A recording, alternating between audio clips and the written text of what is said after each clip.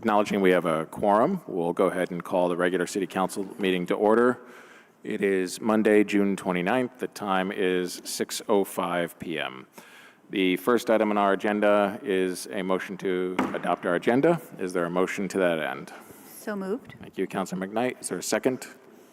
Thank you, Councilor Bergman. Any discussion? All in favor, then please say aye. Aye. Aye. Any opposed? That carries unanimously. We have our agenda. I'll note that we're joined by Councilors Grant and Carpenter online at the moment. The first item on our agenda after adopting the agenda is a proposed executive session. As is our practice, I'll turn to the City Attorney's Office to give some factual context as to why we would head into executive session this evening. Thank you, Council President Travers. This is a proposed executive session for the City Attorney's Office to provide the Council with an update about a specific zoning enforcement matter.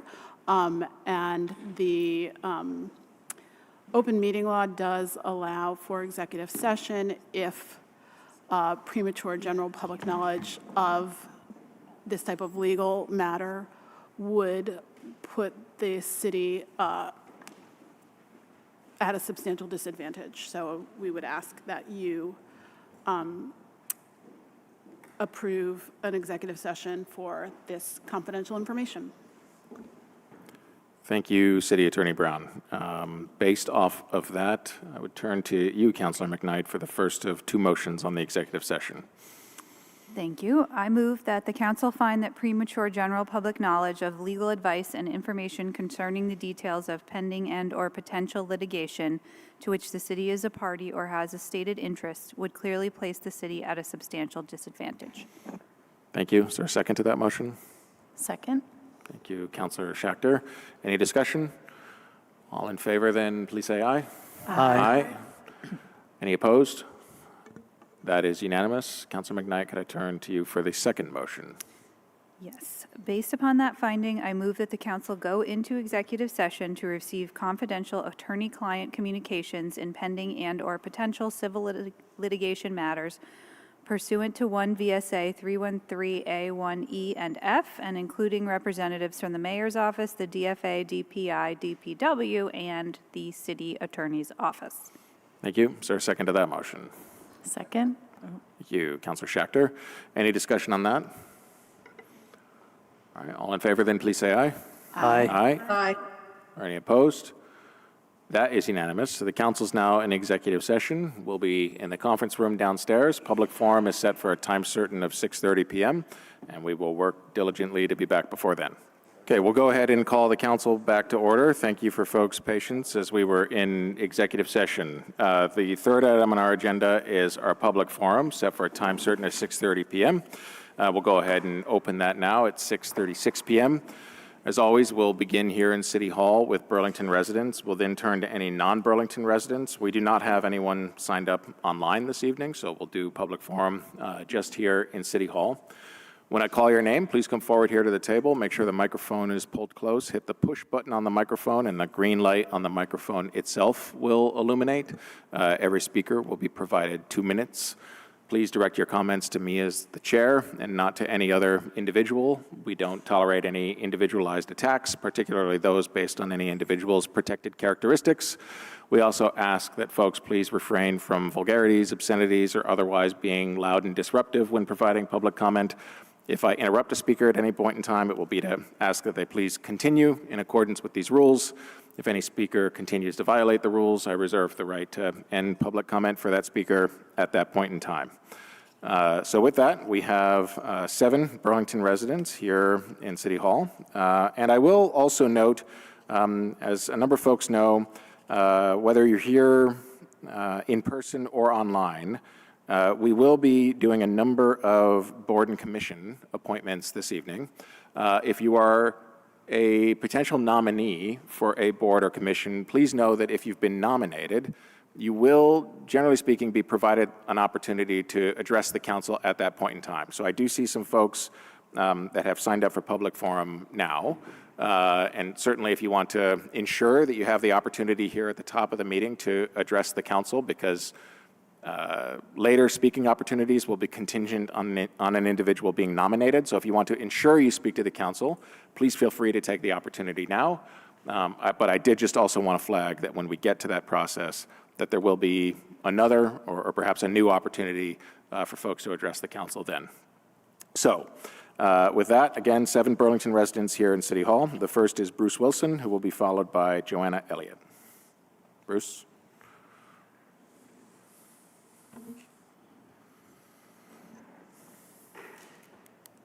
Hello, City Council Chair, Honorable Mayor.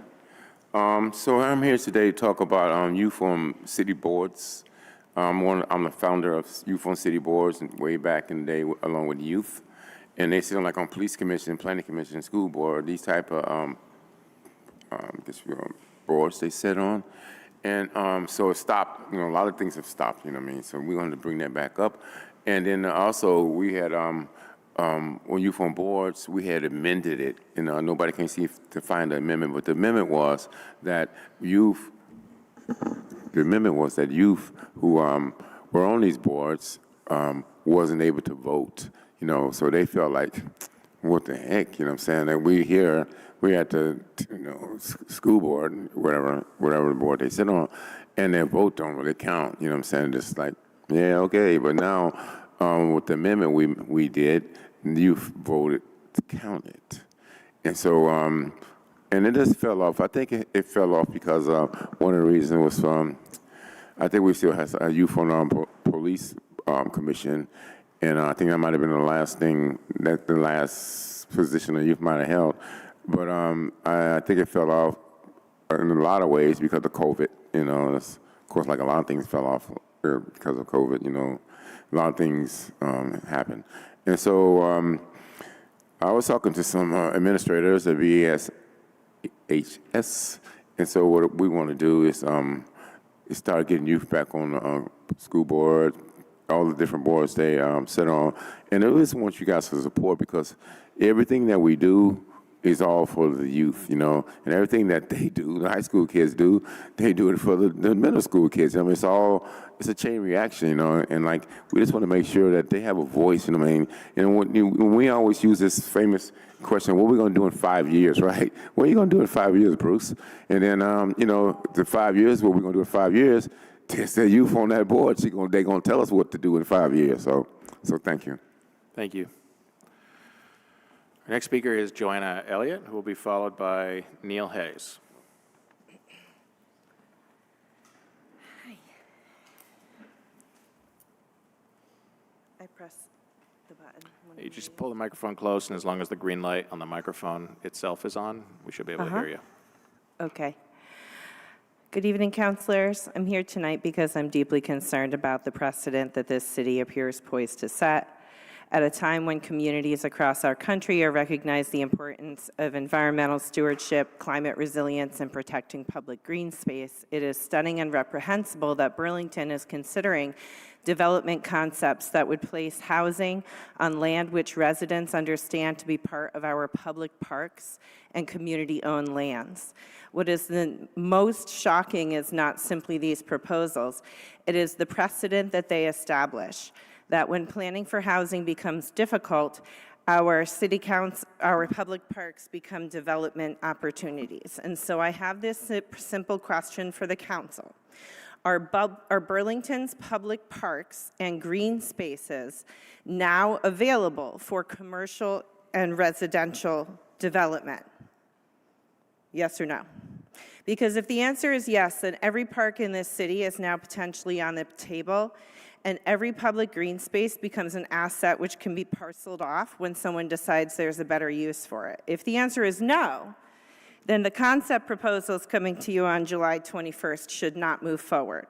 Over the last 2 weeks, I learned about the proposed changes through Plan BTV to 4 parks in the new North End. The outreach failed.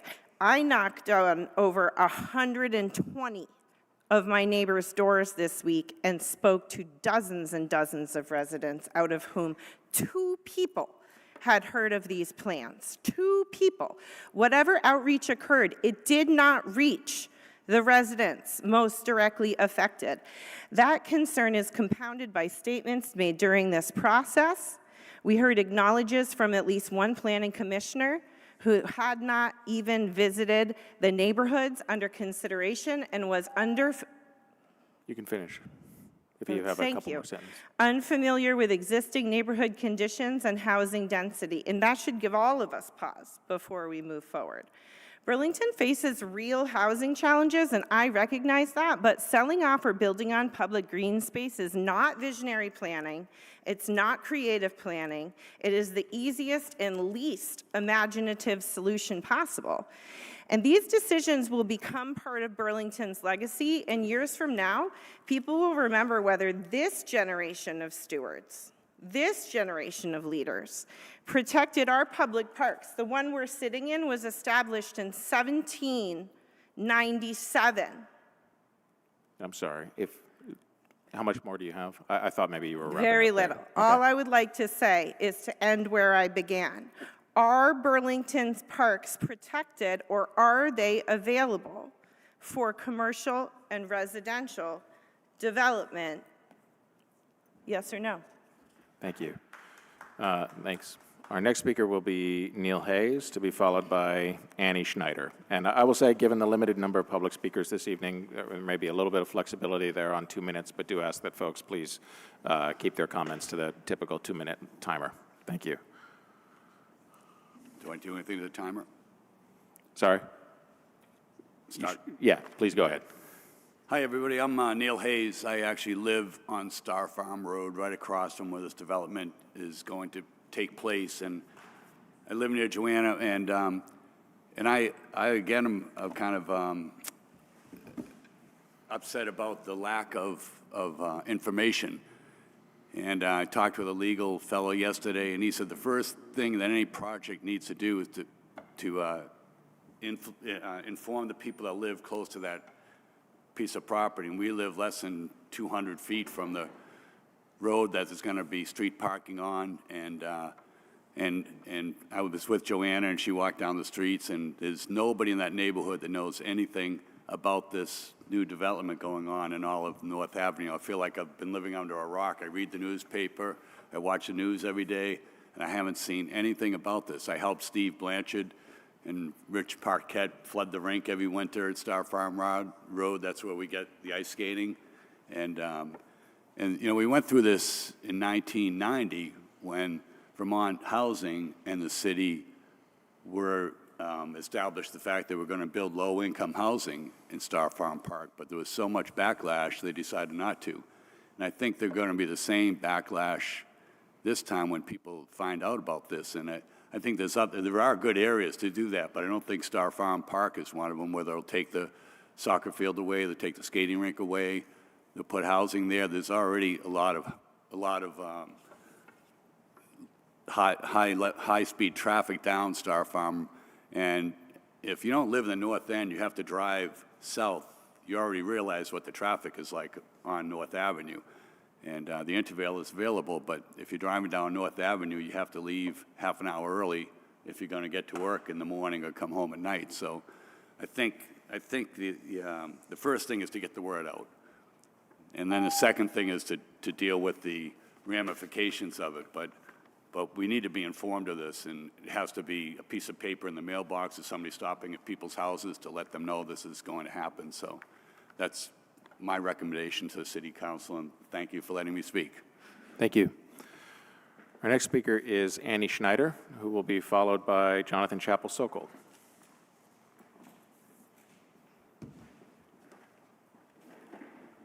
Hello. Hello, councilors. My name is Annie Schneider. I'm a Burlington resident, and I've been a member of the board for voter registration for the last 7 years. I'm here today to talk to you about Jeff Comstock, who applied to be on the board of registration, and I understand is being put forward for this position. I realize that it's unusual for a sitting member of a board to comment on the candidacy of a potential member, and that this could be extremely awkward, but I feel it's worth it in order to let you know information so you can have a better informed choice. It's already on the record and is public that Jeff Comstock, who's being considered for this board, has transphobic and anti-immigrant views. If you need proof of this, feel free to see the MPA transcripts and the recorded Board of Voter Registration meeting where he gave public comment to this effect. I'm not here to alert you to this, as you have already been alerted to this by progressive city councilors. And as I understand it, you're still choosing to move forward nominating Jeff while knowing this. I can only assume that you don't understand how BRV works or how a person with these views can obstruct people from voting while staying within the laws. That's what I'm here to let you know about. As members of the BRV, we help people unsnare problems with their registration on Election Day. Through this process, we have the ability to encourage voters or discourage voters through a number of ways. Imagine you're a member of our trans community here in Burlington. You approach the BRV table on Election Day looking to change your name in the system. This is a common thing. The BRV member can use proper pronouns or neutral pronouns and ask for the name that you no longer use privately, or they can make you say it loudly. They can make a fuss, they can get confused and have trouble finding you in the system. They can tell you they're not sure if you can change your name. Let me tell you, things like that make a big difference in whether people feel comfortable voting or not. People who have to go through this might just leave or not come back to vote. People are comfortable voting if they're treated with friendliness, kindness, and respect, especially with their identity. I'm very worried how much Jeff Comstock could influence our voters, even just by purposely misusing pronouns for people. I have one more comment. Can I finish my statement? Yes, I will say that I think that this is in a bit of a gray area of sorts, in that, generally speaking, we would not permit public comment to reference an individual like this. I would say it's in a gray area because this involves the potential nomination of a particular individual where that individual is at issue. But I do think that this has been skating the line a bit. So if your last comment continues with respect to individualized attacks where the person at issue does not have an opportunity to respond here, I would ask that you be mindful of that. But yes, you can continue. Thank you. Second, I want to talk about how we treat immigrant voters, both legal resident voters and naturalized citizens who are voting in the general election. As BRV members, we don't assume the immigration status of anyone who comes to our table, and we treat everyone with respect. Imagine being a new voter and having to deal with an attitude that is against you. It would make you intimidated to vote. Being unwelcoming, assuming immigration status, or accidentally mixing up paperwork can have a huge impact on who votes.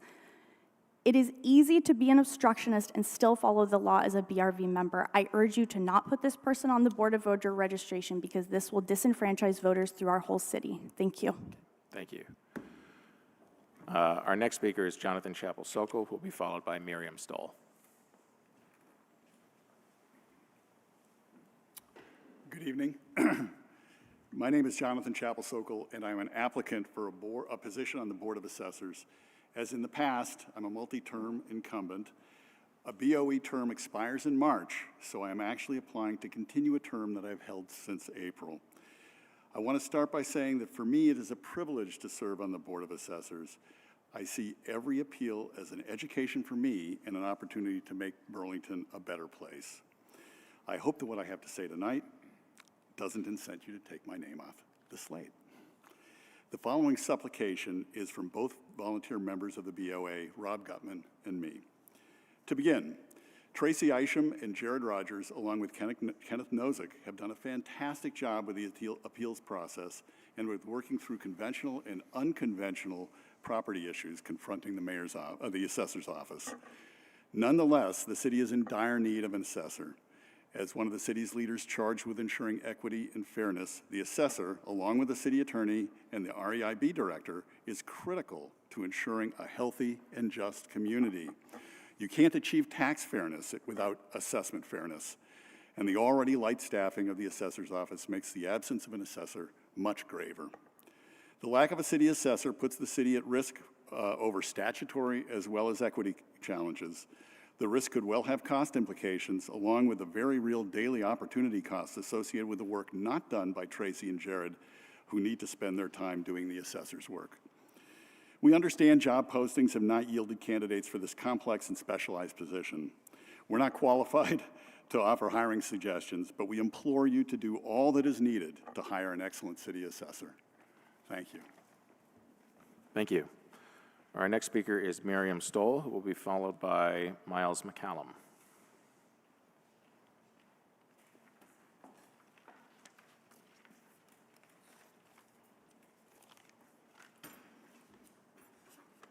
Does this sound okay? Yes. Great.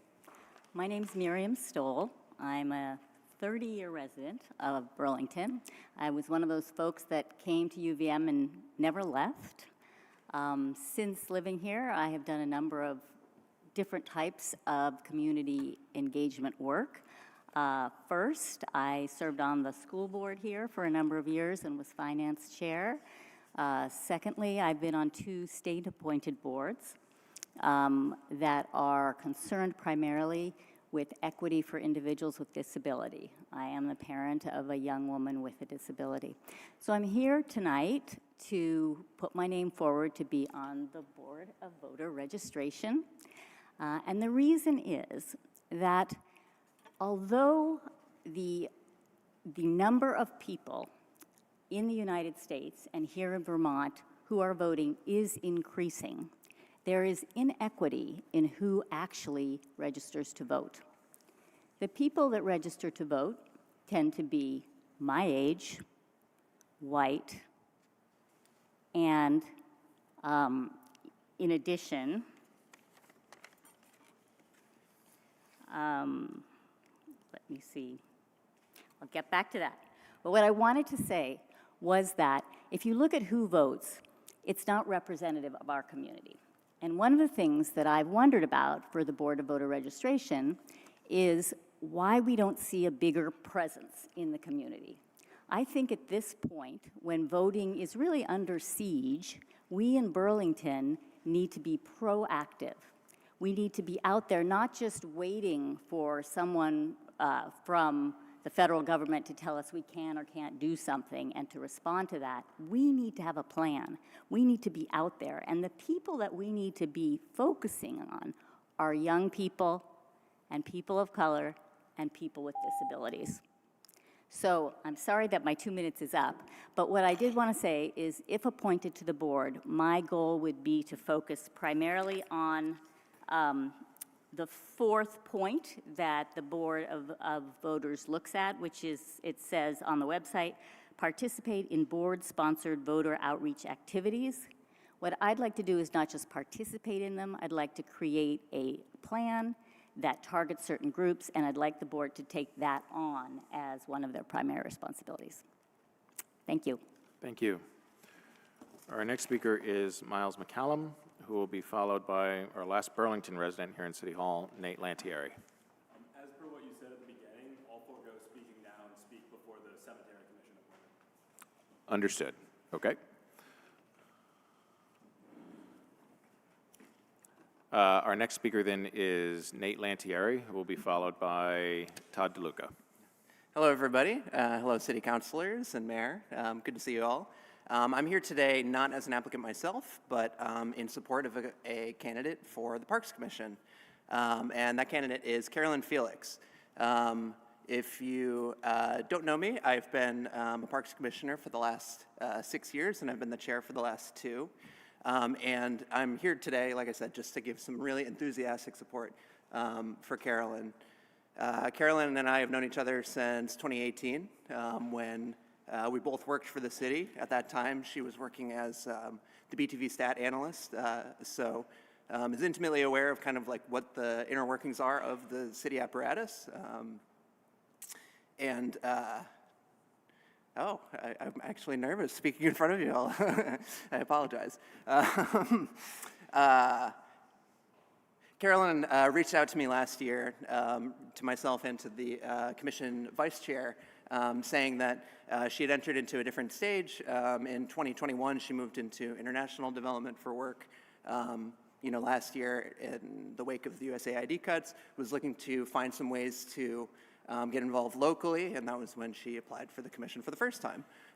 She reached out to me and our vice chair, and we've weren't able to make that happen last year, but have stayed in contact. She reached out again this year before she applied, and we have already kind of like started that process of figuring out how we can potentially work together. Regardless, there are all of the applicants are really great folks, and I think would serve the community well. But I think that Carolyn at this time would provide a really a great hand and voice and really steady decision-making as we look towards the future for parks. So that's all I have. Thank you all for your time, and thank you everybody who applied for a commission. It's great to be involved in the civic process. So thank you. Thank you, Nate. Our last public forum speaker is Todd DeLuca.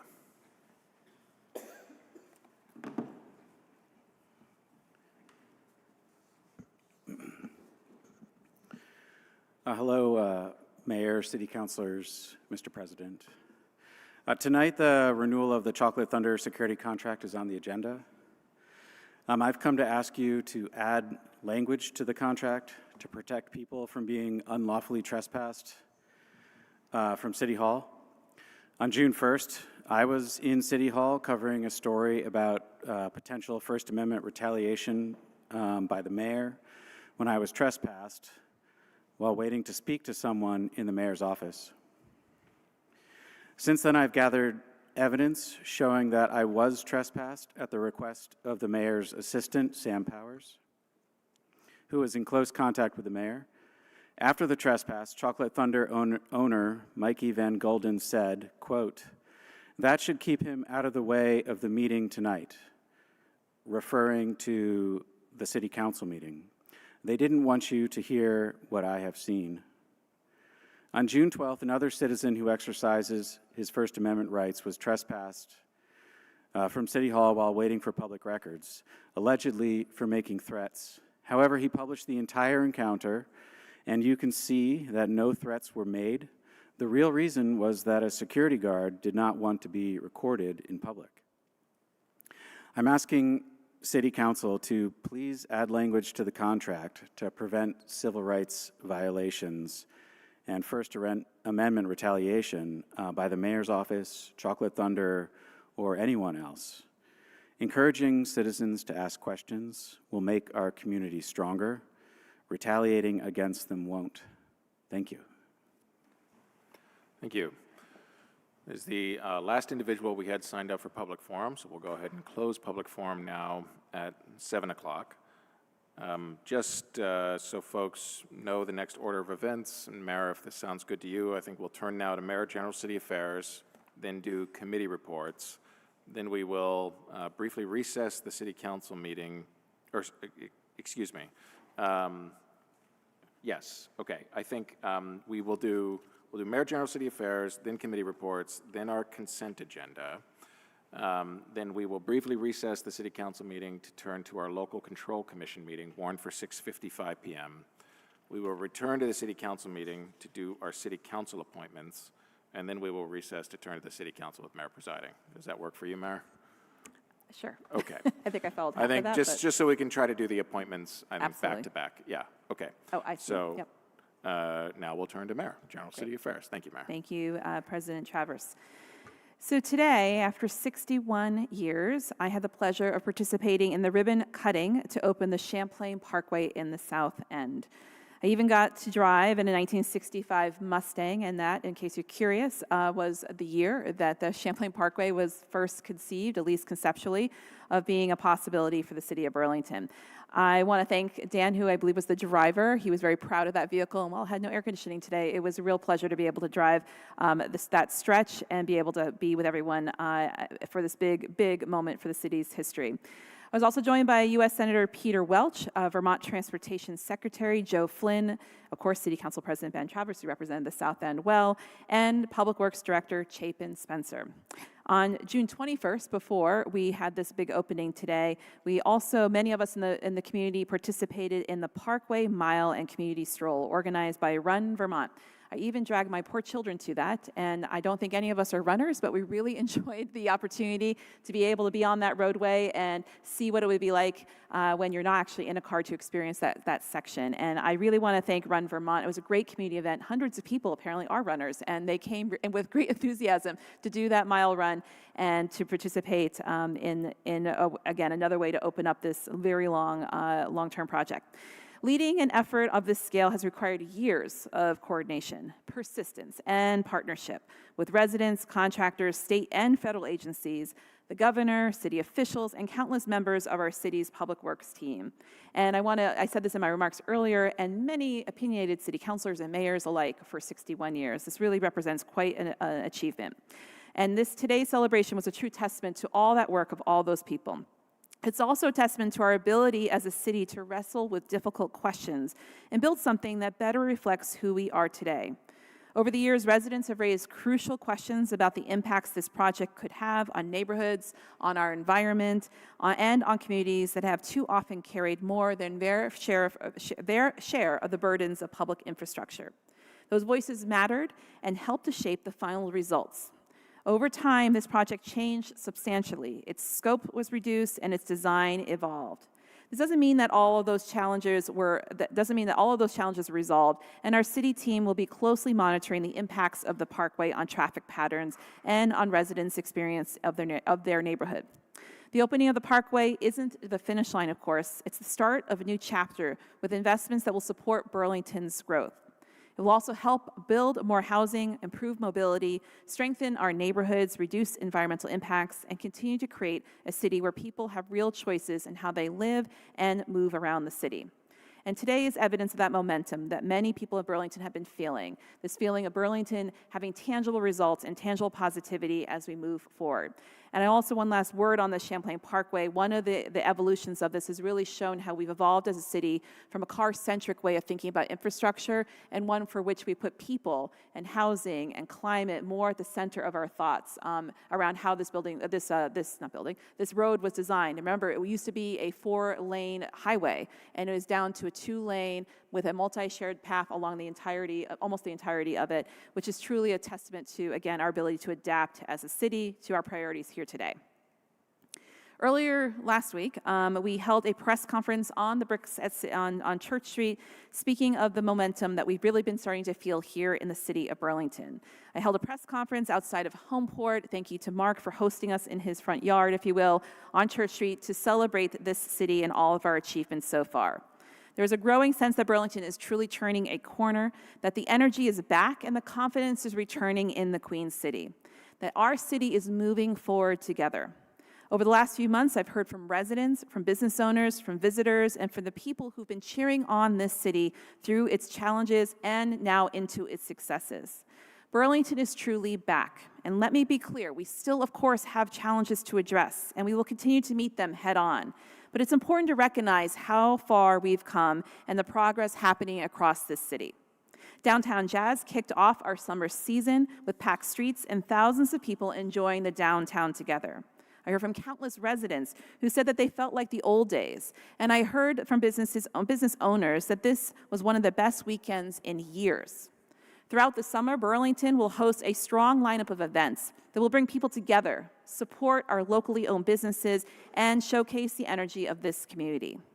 And by the way, if you haven't seen it online, loveburlington.gov.org, someone will correct me on the dot portion of it, has over 100 free events listed, and I really encourage people to check that out between now and Labor Day in particular. Onto our parks and beaches and waterfront. I was just at Leddy Park this weekend with my kids. It was packed, and it was clean and beautiful and ready for the season. Thank you to the incredible work of city staff and community partners to keep these places among Burlington's greatest assets. Under the leadership of Police Chief Sean Burke, the Burlington Police Department is steadily rebuilding, and we're seeing meaningful progress in community safety. I am also incredibly proud of the work that residents, businesses, and community organizations, city staff, and electeds are doing to help us bring us to this moment.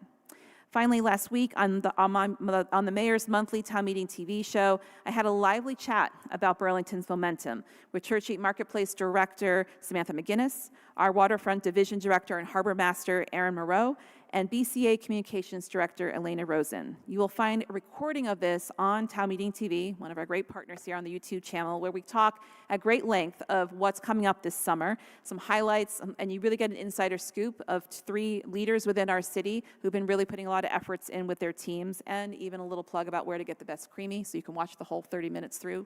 Don't want to give the spoiler there.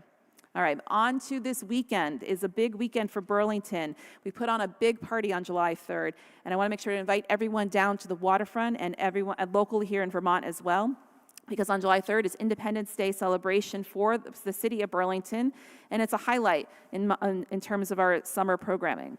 This will be even more special as we join with communities across the country in celebrating America's 250th anniversary.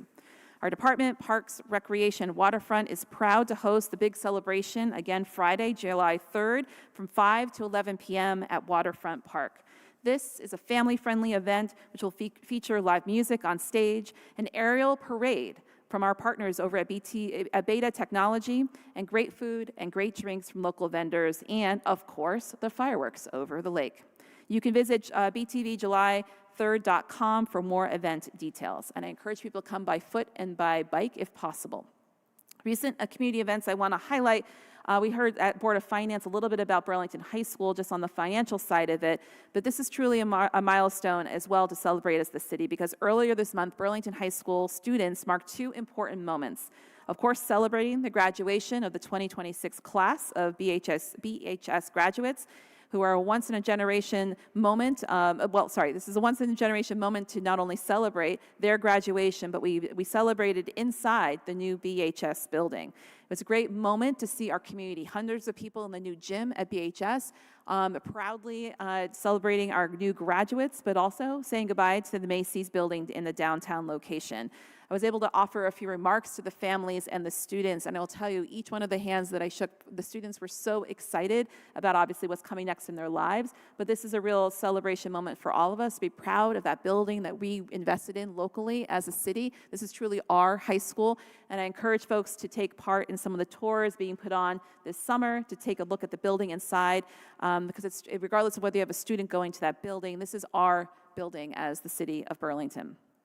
Also earlier this month, REIB, our Racial Equity, Inclusion, and Belonging Department, hosted the city's 6th annual Juneteenth Awards ceremony and celebration, and was focused on the concept of freedom. I was able to be at that event as well, and we celebrated some real leaders in our community, ranging from the Vermont Language Justice Project, who does a lot of work on language access for the city, as well as community partners. We're able to celebrate and appreciate AALV and the Vermont Garden Network, among others. These are all important leaders in our community.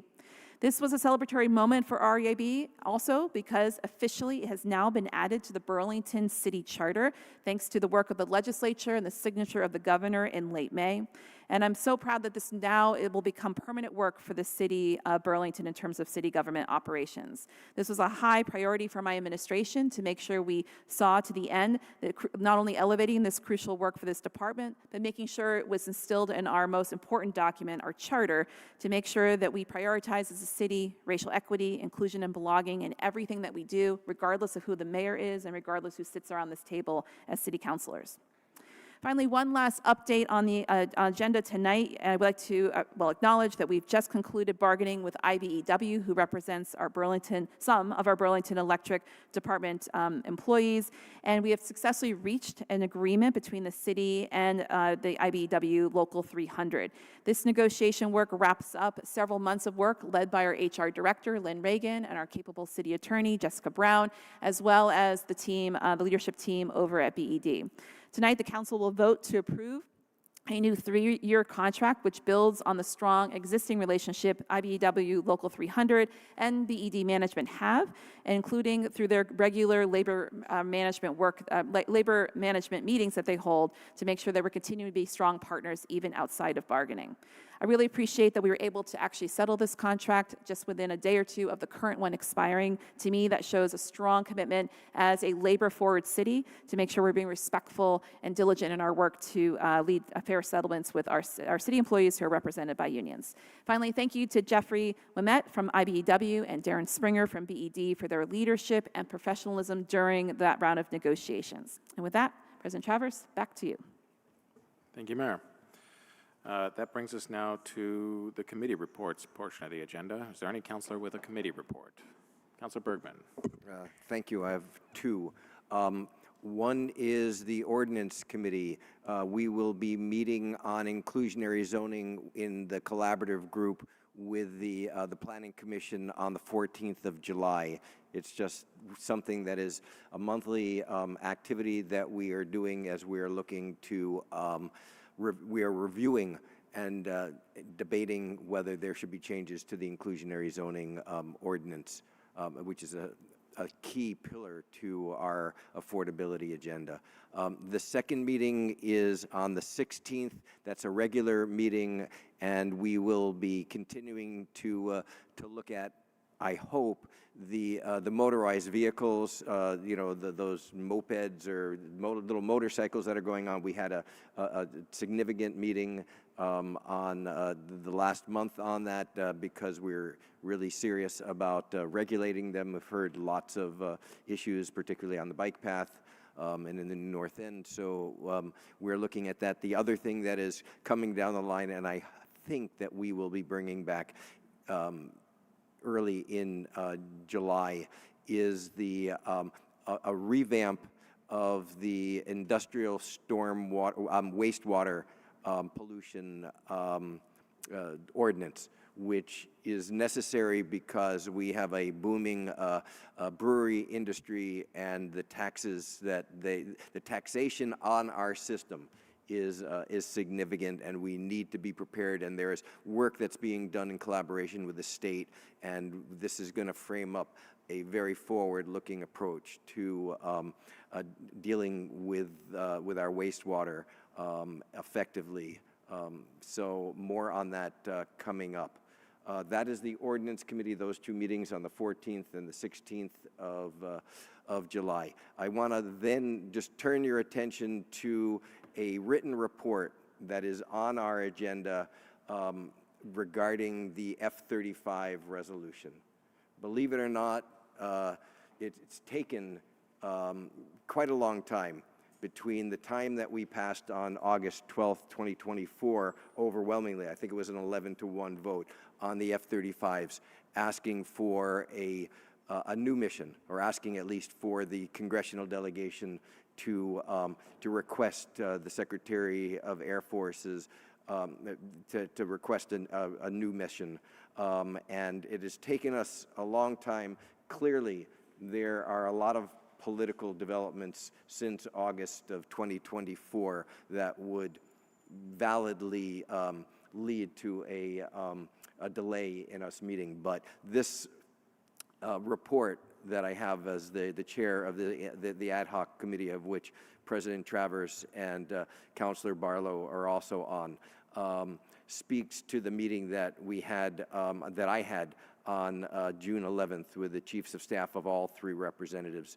And what we are looking for, and the written report talks about the different things, is a formal written request, because they need to explain to the council and to the citizens what their position is with regarding to the F-35s, which continue to be, in my estimation, as they fly over my head, of my house, as they fly over my garden, as they disrupt things, a continued health problem, particularly for the kids in the neighborhood, so that are effective.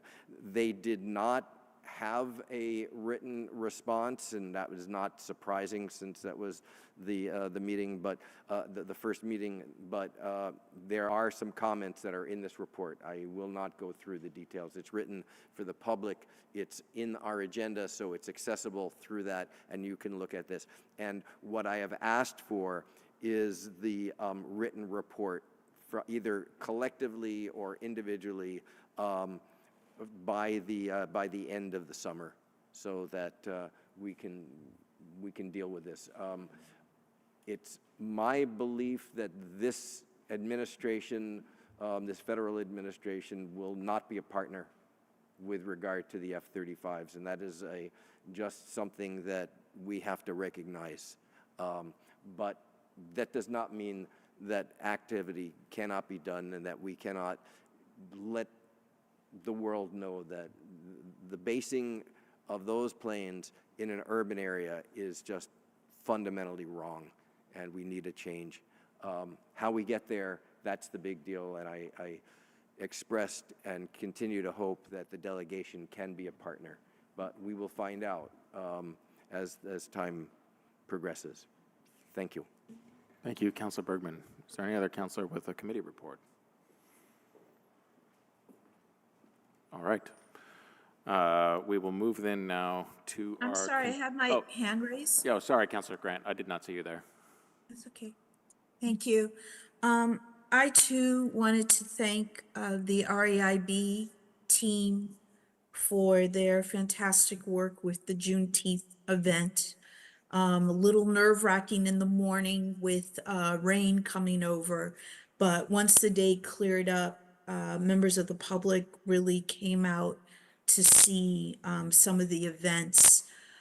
And the community dinner, which is my personal favorite part, was so well attended, and there was such energy, and all the different food vendors were so happy to be there and interacted with members of the public so well. There was just a variety of choices, also having music playing during that event. And it brought a lot of people into the community. I shared a lot of video from the event and got some fantastic feedback. So I really want to thank that team, especially for being able to raise money to help sustain the community dinner.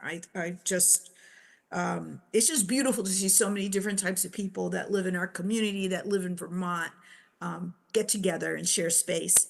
I wanted to also talk about this temporary committee that the council has, which is to go through the applications for the boards and commissions and discuss them and make decisions. I did see improvement in this process. I had been concerned the last few years with how extremely politicized the process was, where we weren't always making decisions that were best for the residents of Burlington. So we did have some very detailed conversations that I think are definitely worth it. I know members of the public don't always have time to watch these meetings or the committee meetings, but I do think it is meetings are well worth watching, especially if you have a future interest in being on boards and commissions. I do want to say we do still have some work to do just to really depoliticize some of the commissions. I think we have to take an honest look at that and have an understanding of how it affects the residents of the city. I'd like to talk more on that, but that would be it for now. Thank you. Is there any other councilor with a committee report? All right. We will move then now to item 6, which is our consent agenda. Is there a motion to adopt our consent agenda and take the actions indicated? Actually, sorry, I have a motion. I'd like to pull the Chocolate Thunder contract from the consent agenda, and I'd like to make a motion to postpone to our next meeting, which I believe is July 12th. Okay. So any counselor may, so you don't need to move something from the consent agenda. Any counselor may, as a matter of right, pull any item from the consent agenda. So there's a request from Councilor Litwin to remove item 6.3, Security Services for City Hall FY27 Contract Extension, DFA HR. Is that correct, the item you're referring to, Councilor? Yes, and if I could have the floor back after a second, that would be appreciated. Okay, so Councilor Litwin has removed item 6.3 from the consent agenda and has made a motion to postpone that item until our meeting on July 13th. 13th, thank you. Is there a second to that motion? Second. All right, second by Councilor Singh. And just one moment here, Councilor Litwin, I do just want to confirm with the City Attorney's Office. Would a motion to postpone be in order at this point in time?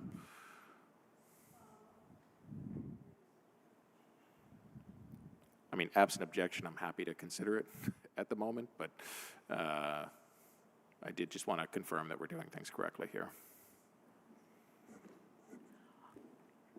I don't see any reason why that motion can't be considered now. I mean, what's happened so far is it's just been pulled and put on deliberative. So I think you can either address the motion to postpone now, or you can address it as a deliberative item when you get to the deliberative All right. agenda. Okay, thank you. So I'll turn to the motion now. Councilor Litwin? Thank you, if I may, and I can address also why I made the motion to postpone rather than wait until the deliberative item. Yes. The issue that I have at hand was actually kind of flagged by the comments by Mr. DeLuca. I had overlooked this when reviewing the consent agenda, but it does not appear the full contract is attached, so we're not able to review contract language. There is a one-page contract extension. However, I'm unable to review the language of the contract as indicated by the speaker, Mr. DeLuca, and so I think it's important for us to do our due diligence before voting on a contract extension to have the language of the contract. Okay. Thank you, Councilor Litwin. Is there anyone else that wishes to be recognized on the motion to postpone this item? Councilor Bergman? My question is that it would appear that the contract that we have will expire at the end of June. So we will not have a contract for security services, which I think is a terrible idea. And I understand the desire to address some of the issues that were raised. My sense is that given the nature of them and the sort of a complicated conversation that we've got to have about that at the very least that could be dealt with in an addendum to the contract, and I am not in favor of us not having having a contract, having a gap in the contract. They provide very important services here, and I think would be a big mistake. This is not to say that we could not be dealing with issues that were raised around the questions of First Amendment, but that is something that we should do in consultation with our attorneys, and we can, I believe, do it without there being a gap in services. So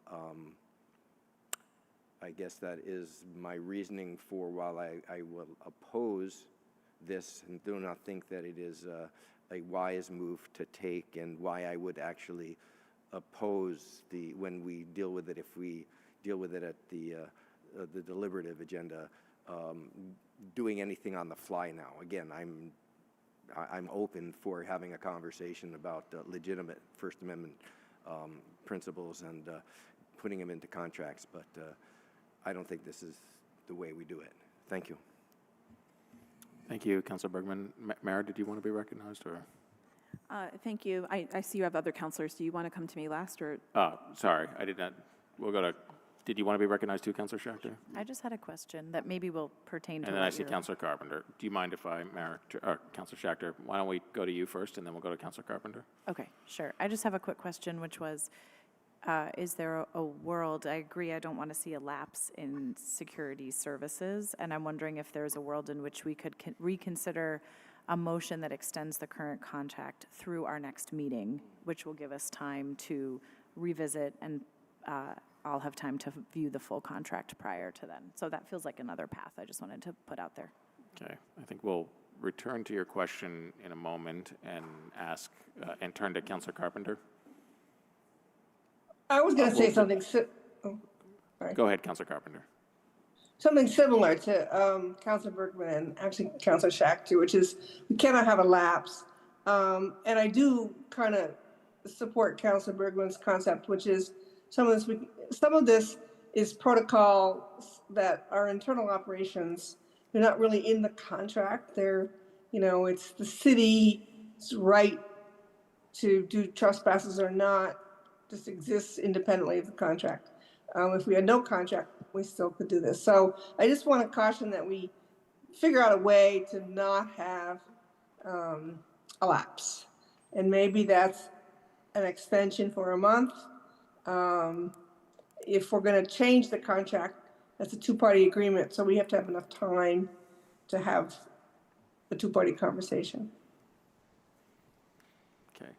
So I'm going to offer a suggestion, and then Mayor, happy to turn to you afterwards. I think my suggestion would be, this item has already been pulled from the consent agenda, so it is now on the deliberative as item 8.4. I think there are some outstanding important questions here that I don't want to put the city attorney's office in a position where they have to answer them on the fly. So if we were to table this discussion until later in the deliberative agenda, I think at the very least it will allow the city attorney's office to be able to hopefully give us a more informed response at that point in time about what the consequences would be of our postponing this item if it were given that the existing contract extension lapses at the end of this month. But Mayor, did you want to get in the queue? I think that would be my suggestion, that would be to table the conversation until the end of our deliberative agenda. Yes, and then I can raise my concerns, my strong concerns about this, and during your debate later at item 8 point, well, whatever item that you just gave, because there are some serious considerations here on this motion.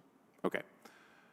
So if there is no objection, then I will consider this item tabled until the end of our deliberative agenda, and we will take it up as item 8.4 when we get there. The motion then is on the consent agenda, which we did not have a motion on the consent agenda yet. So I would invite a motion to adopt the consent agenda as amended now, removing item removing item 6.3 and to take the actions indicated. So moved. Thank you, Councilor Litwin. Is there a second? Second. Thank you, Councilor Schachter. Is there any discussion on that item? All right, we will go to a vote then. All in favor, please say aye. Aye. Aye. Aye. Aye. Or any opposed? That carries. So we now would turn to item 7, which is our board and commission appointments. But as mentioned, we had warned our meeting as the Local Control Commission at 6:55 p.m. So we'll briefly recess the City Council meeting and call that meeting to order at 7:30 p.m. And I would ask for a motion to adopt our agenda for the Local Control Commission. I would move to adopt the agenda as indicated on Civic Clerk. Thank you, Commissioner Broderick. Is there a second? Second. Thank you, Commissioner Grant. All in favor, say aye. Aye. Or any opposed? Aye. That carries unanimously. And then Commissioner Broderick, as chair of our License Committee, could I ask you for a motion on our consent agenda? Move to adopt the consent agenda and take the actions indicated. Thank you. Is there a second? Second. Thank you, Commissioner Grant. Any discussion on that motion? All in favor then, please say aye. Aye. Any opposed? That carries unanimously. Seeing no other business before the Local Control Commission, we will adjourn that meeting at 7:31 p.m. and return to our regular City Council meeting. And now we are at item 7, which is the 2026 Board and Commission appointments. The first item here is item 7.1, and the document attached to that item is a slate of appointments agreed to by the Board and Commission's Nominating Committee. And I want to take an opportunity to thank Councilor Grant, Councilor Sanchez-Parkinson, Councilors Carpenter and Barlow for taking part in that process, as well as the Mayor's Deputy Chief of Staff, Jen Zakaris, who chaired that committee. In the interest of transparency, as we now move that slate of candidates posted on Civic Clerk, that slate is as follows. For the full appointment to the Chittenden Solid Waste District Board, Joseph Lee Perry. To the Church Street Marketplace Commission, Rebecca Holt, Eric Munson, and Mary Kate Moore. As fence viewers, Charlie Giannoni, Shay Totten, Vikas Manjapudi. To the full appointment to the Green Mountain Transit Board, Andrea Suozo. And the alternate Green Mountain Transit Board, Larry Lewak. And on the Housing Board of Review, Dylan Shelby. And in a moment, once we have a motion on this slate, if any of those individuals are here or online and would like to address the council, we'll provide you an opportunity to do so. But first, the ask would be for a motion to approve that slate of 2026 City Council Board and Commission appointments as I listed. So moved. Thank you, Councilor Schachter. Is there a second? Second. Thank you, Councilor Grant. And again, just for folks following along our agenda, the rest of our agenda here up until 7.11, all of those items are addressed by the slate that has just been moved. So first, before turning to councilors for any comments or questions that they have regarding this item, are any of the individuals who I just mentioned there who have been appointed as part of the slate, are they online or here in person in City Hall, and would they wish to address the City Council regarding their nomination? Is there anyone online? Okay. I'll turn then to the council. Are there any comments or questions on this item? All right. Seeing none, we will go to a vote. And again, these are on the regular City Council appointments. We'll turn in a moment to those appointments made by the City Council with Mayor presiding. But these are just those appointments that I listed. All in favor of the motion on the slate, please say aye. Aye. Aye. Are any opposed? That carries unanimously. I'll note for the record that we're joined online by Councilors Newbeezer, Grant, Carpenter, and Barlow. Congratulations to those applicants that have just been reappointed. Thank you to others who applied, and hope you continue to stay interested. We did not have applicants for the Chittenden Solid Waste District Board alternate position or one of the Church Street Marketplace Commission vacancies, as the Church Street Marketplace Commission has clear criteria from where certain applicants need to come from, and we did not have an applicant that met that criteria, and so both of those positions will be automatically re-advertised.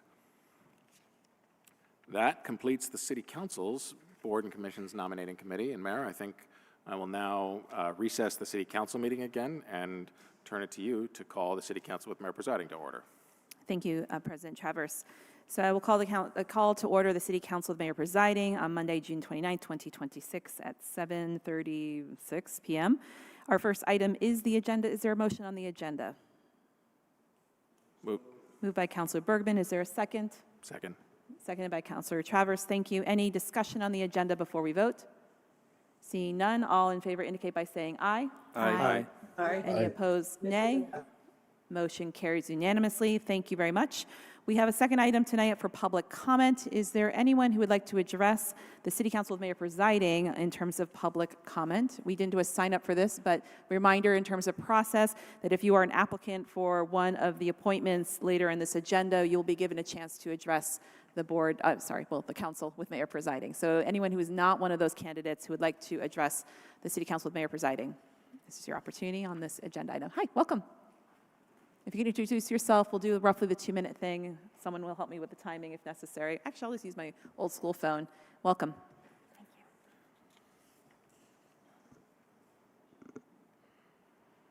Thank you, Mayor. Good evening, Mayor and councilors. My name is Grace Grunhauser. I'm speaking tonight in my individual capacity, not on behalf of the Board for Registration of Voters. Today is my last day serving on the BRV, and I wanted to offer a brief comment in support of David Cawley's application for the open seat. I understand the Boards and Commissions Selection Committee did not reach consensus on a recommendation for the second BRV seat, and that appointment is coming to the full council tonight. I also understand that the council has several good candidates to consider, and I appreciate everyone who has put themselves forward to serve. My comment is not meant to take away from any of those applicants. I think it is important that the open seat be filled before the August primary, which is just over a month away. The BRV has important responsibilities in elections, including making sure there is someone prepared to support each polling place and help address voter registration questions in person on Election Day. David would be a strong appointment because he has already worked multiple elections as a volunteer with the BRV. He has attended the BRV's recent election preparation trainings, understands the BRV's procedures, and has firsthand experience with what the work looks like in practice at the polls. If the council needs consensus on a strong candidate for this seat, I think members can feel confident voting for David Cawley, whether as a first choice or a second choice. He would do a great job supporting the BRV's election work and helping ensure Burlington is prepared for this year's elections. Thank you. Right at 2 minutes. Thank you so much. Is anyone else from the public here to address the City Council with Mayor Presiding?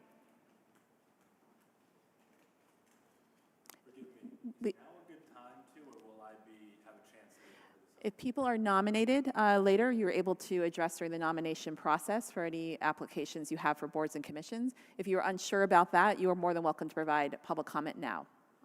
I think I'm nominated. Okay. Thank you for that clarification. Yeah, please, yeah. Again, 2 minutes with my little fancy phone. Hello, everybody. Thank you, Mayor, for the additional time. There were two details, as I mentioned, I was nervous before. There were two details that I wanted to share about Carolyn that really go towards her specific qualities that make her a great candidate for the Parks Commission. And that is that she's been a community gardener since 2012. And an interesting detail that I didn't even really know was a possibility is that she actually lived not quite in one of Burlington's parks, but one of the adjacent ones as the caretaker of Ethan Allen Homestead for 12 years. So her and her family actually were interfacing with the public in this really direct way and seeing kind of the impact of public parks.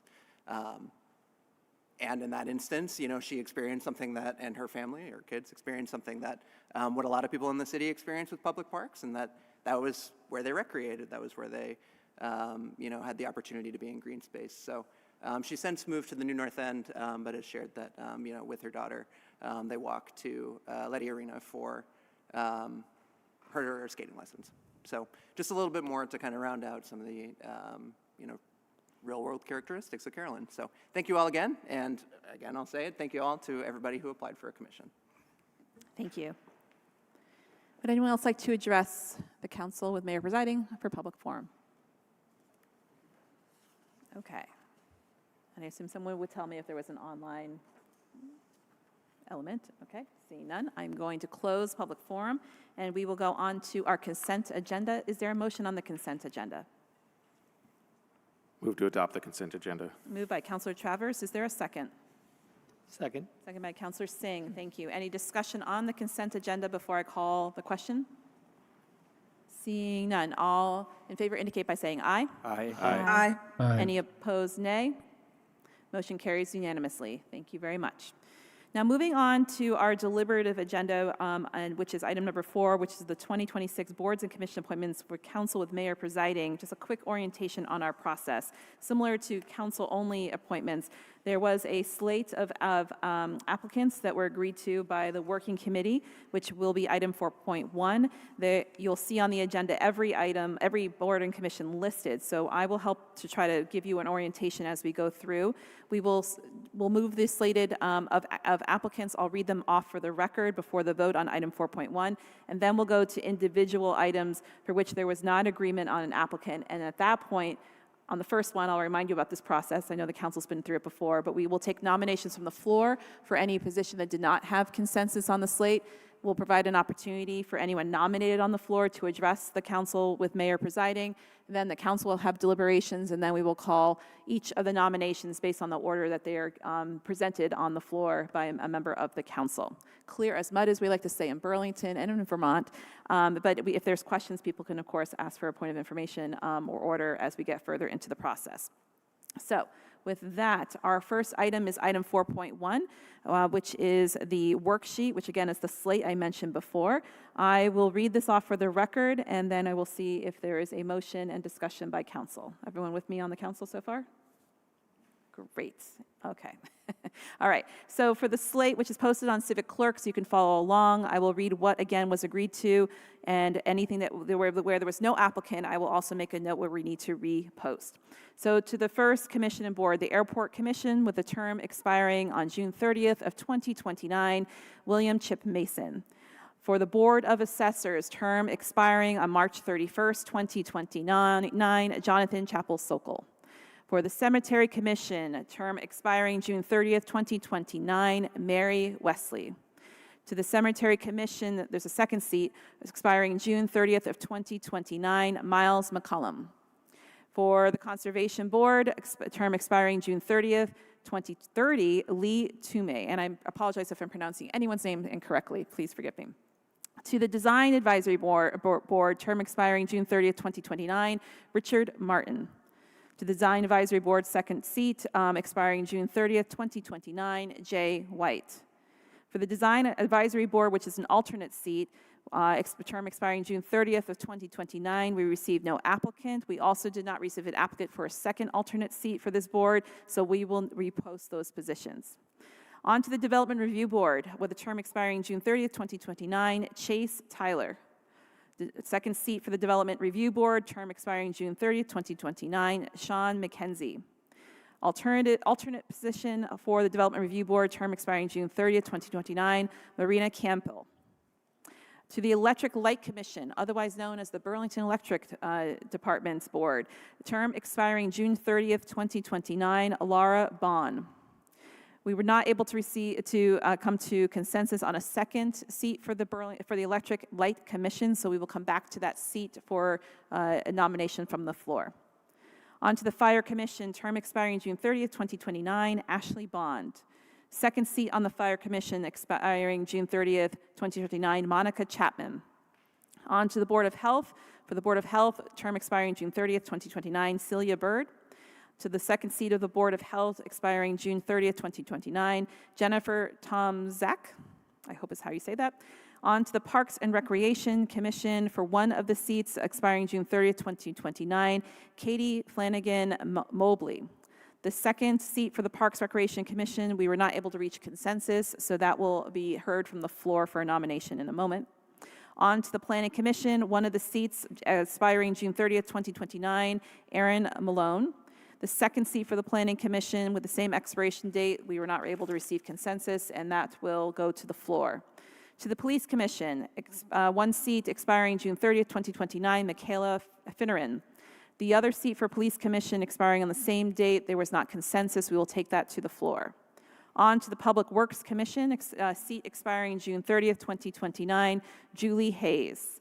Second seat for Public Works Commission expiring the same date, Marcy Gallagher. On to the Retirement Board, first seat expiring June 30th, 2028, David Mount. Second seat for the Retirement Board has a different expiration date of June 30th, 2029. We were not able to achieve consensus, so that will go to the floor. Almost there. Board of Tax Appeals. There are 4 positions, all expiring June 30th of 2029. First, David Marr. Second, Dorothy Como. Third, Margaret McGovern, and fourth, Sean Hurley. On to the Vehicle for Hire Licensing Board, term expiring June 30th, 2028. We had no applicant and need to repost that position. Finally, with the Board of Registration of Voters, we have 2 positions. The first, both expiring June 30th of 2031. First, Michelle Lekovitz, how do you say that? Lethowitz, thank you, is on the slate. And for the second position, we did not achieve consensus, so that will go to the floor. That is the slate of applicants. And so after there is a motion on that slate, we can see if any of those nominees are wanting to address the council with Mayor presiding, and then we can go to further deliberations. Is there a motion on the slate? So moved. Moved by Councilor Schachter. Thank you. Is there a second? Second. Seconded by Councilor Grant. Thank you very much. And before we go to deliberations by council, is anyone on that long slate who would like to come up and address the council? We'll just take one by one. Miles, welcome. Come on up. And about roughly 2 minutes or so, just for time purposes. You got it. Thank you so much. Hello, City Councilors. My name is Miles McCallum, and I'd like to use these 2 minutes to present myself in person as a potential candidate, potential appointee to the Cemetery Commission. A brief background on me: I'm currently a part-time Master's in History student at the University of Vermont. I'm a Ward 2 resident. I've lived in Burlington for 7 years, and I've worked at restaurants downtown for 4 of those years. Some of you I've met at Zabby and Elfstone Soup. I just arrived back in town yesterday from the Association for Gravestone Studies annual conference held in Michigan this year, where I met with cemetery stewards, scholars, and hands-on preservationists from across the country. While there, I presented as their Jet Fellow on a rare model of cast iron grave marker that proliferated in northern Vermont in the 1850s. Additionally, that work is going to be published next year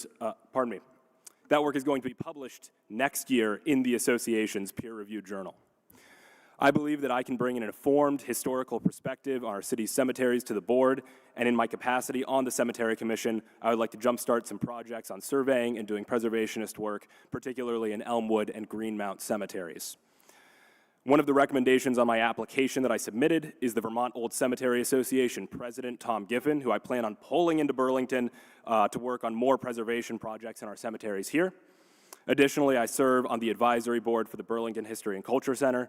Thus, I have institutional recommendations and linkages, as well as a research background that could be a valuable asset to the Cemetery Commission, and with which I could wrangle up the manpower to work on some of these projects that I propose at no expense to the city. Thank you, Mayor. Thank you, City Council. Thank you very much. Are there any other nominees from the slate who would like to address the council? Going once, twice. Okay, so with that, back to the council for any deliberations on the slate. Councilor McKnight. Thank you. I just briefly wanted to respond to Miles's comments. It's hard to imagine a more qualified applicant to the Cemetery Commission. I did not know that one could even be so knowledgeable about cemeteries and develop that level of expertise. So thank you. We're lucky to have your application. Appreciate those remarks. Any other comments? Okay, with that, I will call the question. Again, we have a motion on the floor to approve the slate. So we will try this on voice vote, because unless it's divided, we don't have to go by roll. Okay. So all in favor indicate by saying aye. Aye. Aye. Aye. Any opposed, nay? Motion carries unanimously, and thank you. I know it took a lot of work to move the slate forward, so to the working committee members and to my Deputy Chief of Staff, Jen Moroza-Karas, thank you very much for the heavy lift. We will now move on to the second part of our journey. So our journey now takes us to item 4.13. Again, for folks watching at home, other items, we're jumping to item 4.13 because the items beforehand were part of the slate, and we will be jumping again when we get to the next place where we did not have agreed upon candidate for the slate. And so item 4.13 is the second Electric Light Commission position with term expiring June 30th of 2029. The process for this will be, again, taking nominations of individuals from the floor, and then we will take all the nominations at once. Then we will ask if those individuals are here to address the council. Then we will have discussion by the council on those nominations, and then I will call the question on each of the nominees until someone receives 7 votes, which is the votes needed to prevail. And I will take the nominations in terms of the vote order based on how they're made from the floor tonight. Any questions on the process? Actually, one last thing, as council knows well, you get to vote yes only one time on a particular seat. So keep that in mind. You have the options of yes, no, or abstaining. Okay, great. So are there any nominations for the seat of Electric Light Commissioner, term expiring June 30th, 2029? Okay, Councilor Travers. Nominate Paul Dawson. Thank you, Councilor Travers. So Paul Dawson has been nominated. Are there any other nominations? Councilor Bergman. Nominate Pike Porter. Pike Porter has been nominated as the second nominee. Are there any other nominations? Are there any other nominations? I have to do that a second time, just so you all know. Okay. So with no further nominations, are Paul or Pike here and would like to address the council? I am not seeing And either one. So with that, we'll open for deliberations by the council. Would anyone like to address either nomination? I'll go with Councilor Travers first from the first nomination, and then to Councilor Bergman. Yeah, thank you, Mayor. I will say that the Board and Commission nominating process is both one of my favorite parts as well as one of my least favorite parts of serving here on the City Council. Not to interrupt, just a point of information or Hold on, Councilor Newbeeser, hold on. I have a point of information, so just pause 1 second. Councilor Travers, Councilor Newbeeser. It just looks like one of the applicants is raising their hand online. Yes, I was just notified of that. Thank you, Councilor Newbeeser. Councilor Travers, I'm going to let you finish your comment, and then we will go to one of the nominees, if that's okay with you. Sure. The favorite part first, right, which is that it's through this Board and Commission nominating process that we see truly what a lean-in community Burlington is and how many folks we have in our community that are wanting to raise their hand and to invest in the betterment of our city. And that's an incredibly exciting process to go through. Least favorite aspect of this, because we end up having to decide between multiple qualified applicants and someone ends up being said no to. And it's not a great feeling when you have someone who wants to raise their hand and to participate in this process. I have nominated Paul Dawson, both as a Ward 5 neighbor and constituent, as well as someone who, in reviewing his application and in speaking to him prior to this, I felt was uniquely qualified for the role. Very briefly, Paul is someone who brings extensive professional experience in the field, particularly with respect to renewable energy. When I spoke to Paul after he called me up, he had just recently been on the roof of Champlain Elementary School, scoping it out for a potential solar project there. I'm not sure that that's actually happening, but not for lack of wanting on Paul's part. So it's exciting to have someone who's invested in the future, particularly the future of renewable energy here in Burlington. I think will be of great added benefit to the Electric Light Commission, and I'm very pleased to nominate him this evening. Thank you. Thank you, Councilor Travers. Now, going back just a little bit, because we did not catch this on the first round, I believe one of the nominees is online, and I'll give that nominee 2 minutes. I think it's Pike Porter. So if we can promote Pike, and then Pike, you'll have about 2 minutes, in which I'll time here. I will not start until we see you and can hear you. Thank you for the opportunity to speak. I believe you've all received the various and lengthy emails over the years, so I'm not going to take my full 2 minutes, but I am offering those 2 minutes to answer any questions you may have. I know some of my comments can be divisive, so maybe that can be posed as a question if there's concern there.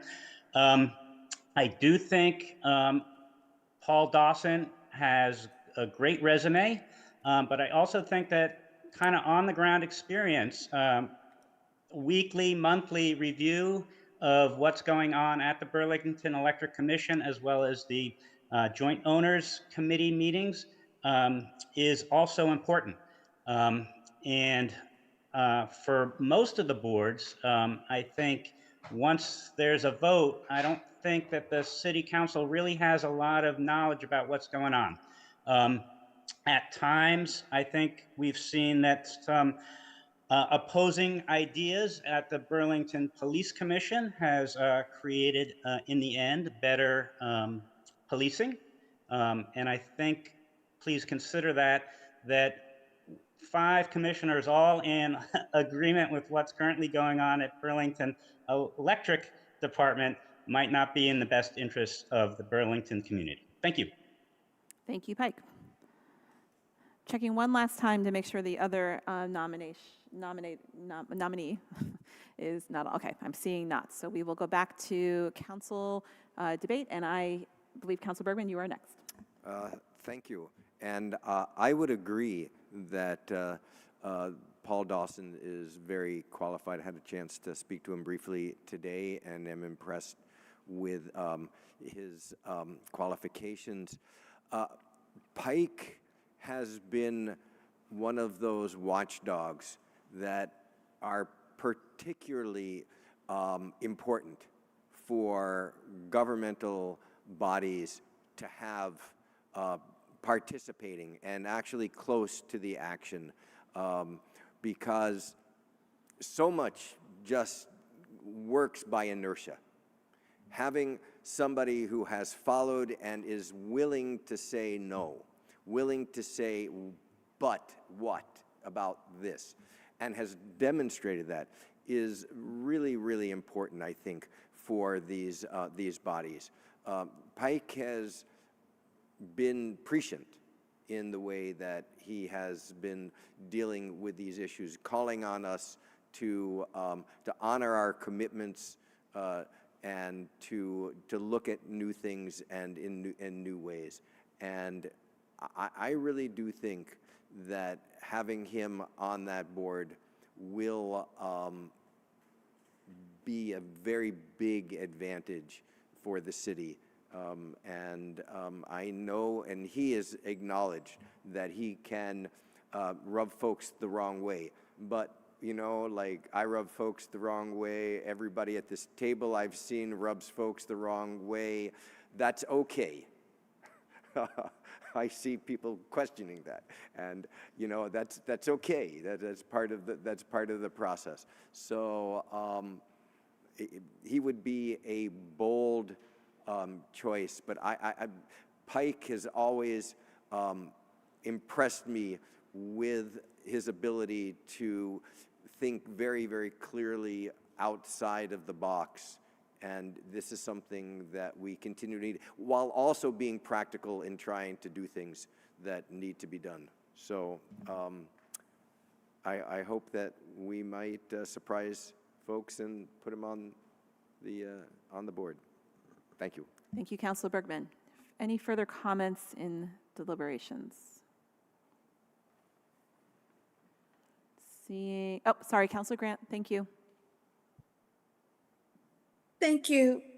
A couple of things I'd like to say about Mr. Porter. In terms of being a watchdog, absolutely. And I think when we take a look at the recent audit, we have some things that might have been downplayed as being quote unquote basic, simple to fix, but also a concern that maybe they shouldn't have happened. They shouldn't have been things that needed to be fixed. And so that raised, for me, just a lot of the issues that Mr. Porter has brought up and how some of this is coming to fruition. I hope he continues that work. I am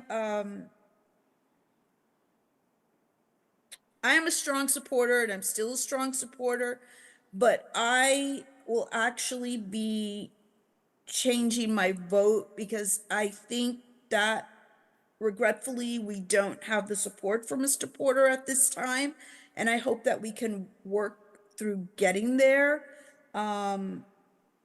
I too recently spoke to Mr. Dawson, and we had a very frank conversation, which I greatly appreciated because sometimes people aren't willing to do that, and he was. So I will leave that there. Thank you. Thank you, Councilor Grant. Any other comments before I call the vote on the first nomination? All right, seeing none, I hope the clerk is ready because we have to do a few roll calls. So could you please call the roll on the nomination of Paul Dawson for the Electric Light Commission, term expiring June 30th, 2029. Again, Paul Dawson was our first nomination from the floor. Councilor Barlow? Yes. Councilor Bergman? Abstain. Councilor Broderick? Abstain. Councilor Carpenter? Yes. Councilor Grant? Yes. Councilor Litwin? Yes. Councilor McKnight? Abstain. Councilor Newbeezer? Abstain. Councilor Sanchez Parkinson? Yes. Councilor Schachter? Yes. Councilor Singh? Yes. City Council President Travers? Yes. Mayor Mulvaney Stanek? Yes.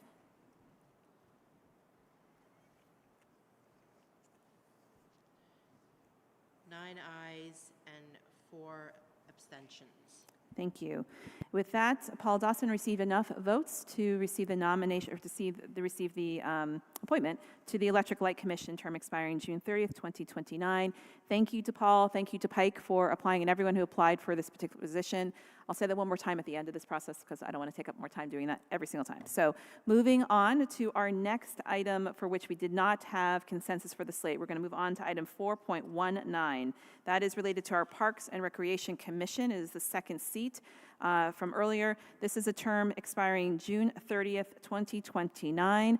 The same process will apply here. We'll look for nominations, then we'll give the nominee a chance to speak, and then we will go to discussion by the council. So are there any nominations for the Parks and Recreation Commission position?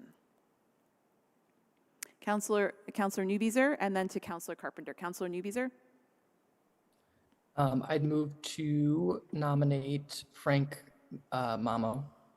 There's a nomination for Frank Mamo. Thank you. Councilor Carpenter. I would nominate Carolyn Felix. Nomination for Carolyn Felix. Are there any other nominations? Are there any other nominations? Okay, thank you. So closing nominations, do we either have Frank or Carolyn here who would like to address the council or online? I'll wait a little bit longer just in case there's a Zoom hand that comes up. See no Zoom hands from people? Okay, thank you. So we will go to deliberations by council. Anyone like to speak on this matter? Councilor Grant and then Councilor Carpenter. Thank you. I'd like to say that these are both excellent candidates. This was a little bit heart-wrenching for me, but I strongly support Mr. Mamo. I loved his interview. I loved his energy and his passion, especially having a young family that utilizes the parks. And some of the ideas that he had, I think, are really important, and just really thinking in terms of the vitality of our parks, which some people feel that we've lost. And so to have someone who I think would be a fantastic advocate for the parks would be really important. Thank you. Thank you, Councilor Grant. Councilor Carpenter. Thanks. A couple of things. I did want to pass on that I heard from Carolyn that her daughter is ill tonight, so she cannot join us. She did join us for a nice interview in our committee, which is unfortunate because she does bring lots of energy to the board as well. Again, this is always a tough decision, but I think Carolyn has really some unique perspectives about the Parks Department, one of which is coming from her time as the caretaker at the Ethan Allen Homestead. She's in Smoes. She's an active in the garden programs of the city. I think Commissioner Lantieri also pointed out some of the strong aspects that Carolyn would bring to the board. And I just believe she'd be really an excellent commissioner for our city.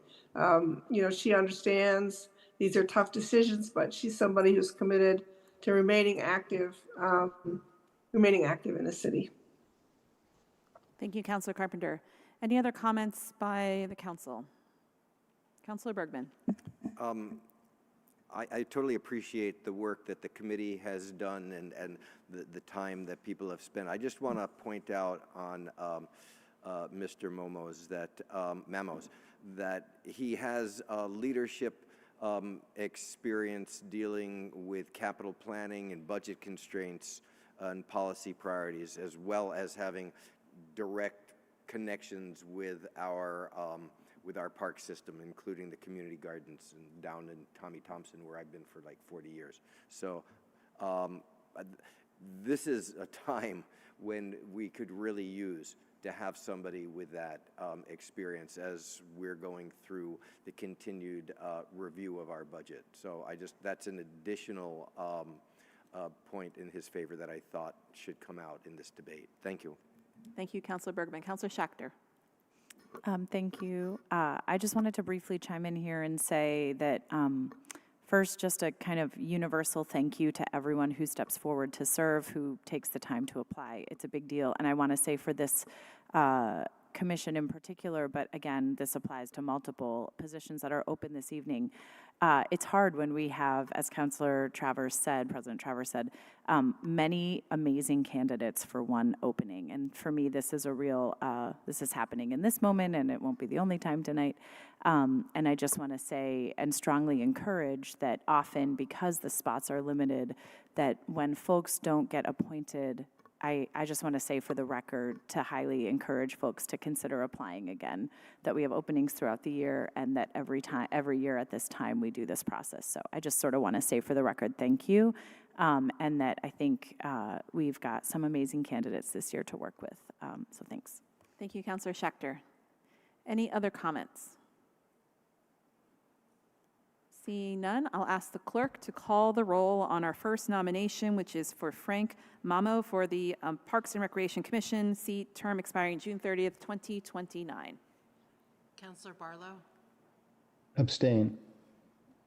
Councillor Bergman? Yes. Councillor Broderick? Yes. Councillor Carpenter? Abstain. Councillor Grant? Yes. Councillor Litwin? Yes. Councillor McKnight? Yes. Councillor Newbeezer? Yes. Councillor Sanchez Parkinson? Yes. Councillor Schechter? Abstain. Councillor Singh? Abstain. City Council President Travers? Abstain.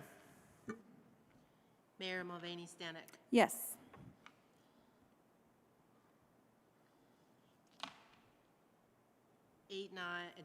Eight ayes and 5 abstentions. Thank you. With 8 votes, Frank Mamo receives enough votes for receiving the appointment to the Parks and Recreation Commission.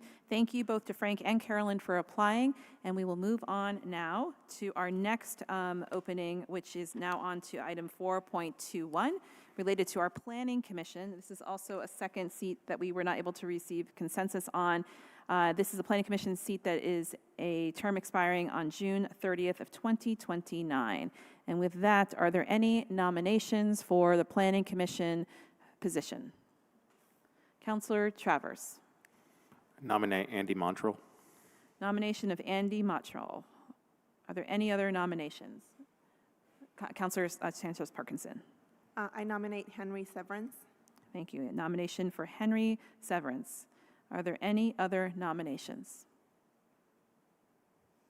Are there any other nominations? Okay. Are either Andy or Henry here to speak to the council? Not online. Okay. Then we will go right to deliberations by the council. Would anyone like to speak to either nomination? Councilor Sanchez Parkinson. First of all, I just wanted to say thank you to everyone who applied. It has been a privilege to be able to be part of this selection process. I'd like to nominate Henry for the Planning Commission. He has applied now for the second time, and that demonstrates both persistence and genuine commitment to serving for our city in this capacity. He brings relevant experience in real estate along with clear commitment to affordable housing, which I believe are 2 areas that are deeply connected to the future of our planning in Burlington. While I will not be voting for Andy Motrell today, I want to acknowledge Andy's service. He has been a steady and important presence on the Planning Commission, and I'm grateful for the role that he has played in serving to guide this work. As part of considering appointments, specifically incumbents, I really try to weigh both the contributions of those who are currently serving, but also the perspectives and experiences that new applicants may bring. So in this case, this was one of those struggles. I believe that Henry offers a strong combination of the practical knowledge and the values-driven commitment that would be valuable for this commission. For those reasons, I would like to nominate Henry for the Planning Commission. Thank you. Thank you, Councilor. Are there further comments or discussion on the 2 nominations? Councilor Travers. Thank you, Mayor. Let me first begin by acknowledging the other nominee here, and I completely agree with most of what Councillor Sanchez-Parkinson just said there.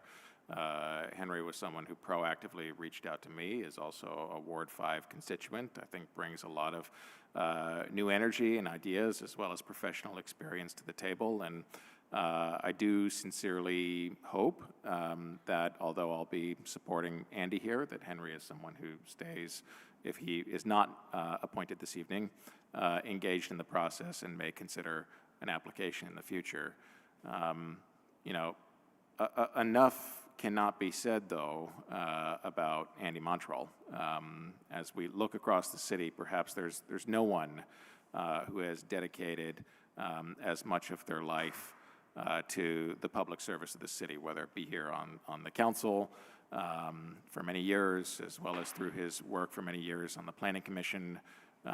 When I was chair of the Ordinance Committee, going through the slog that Councillor Bergman and the Ordinance Committee members are now in many joint meetings with the Planning Commission, we worked in collaboration together on really exciting initiatives with the prior administration on the South End Innovation District, as well as on the Neighborhood Code.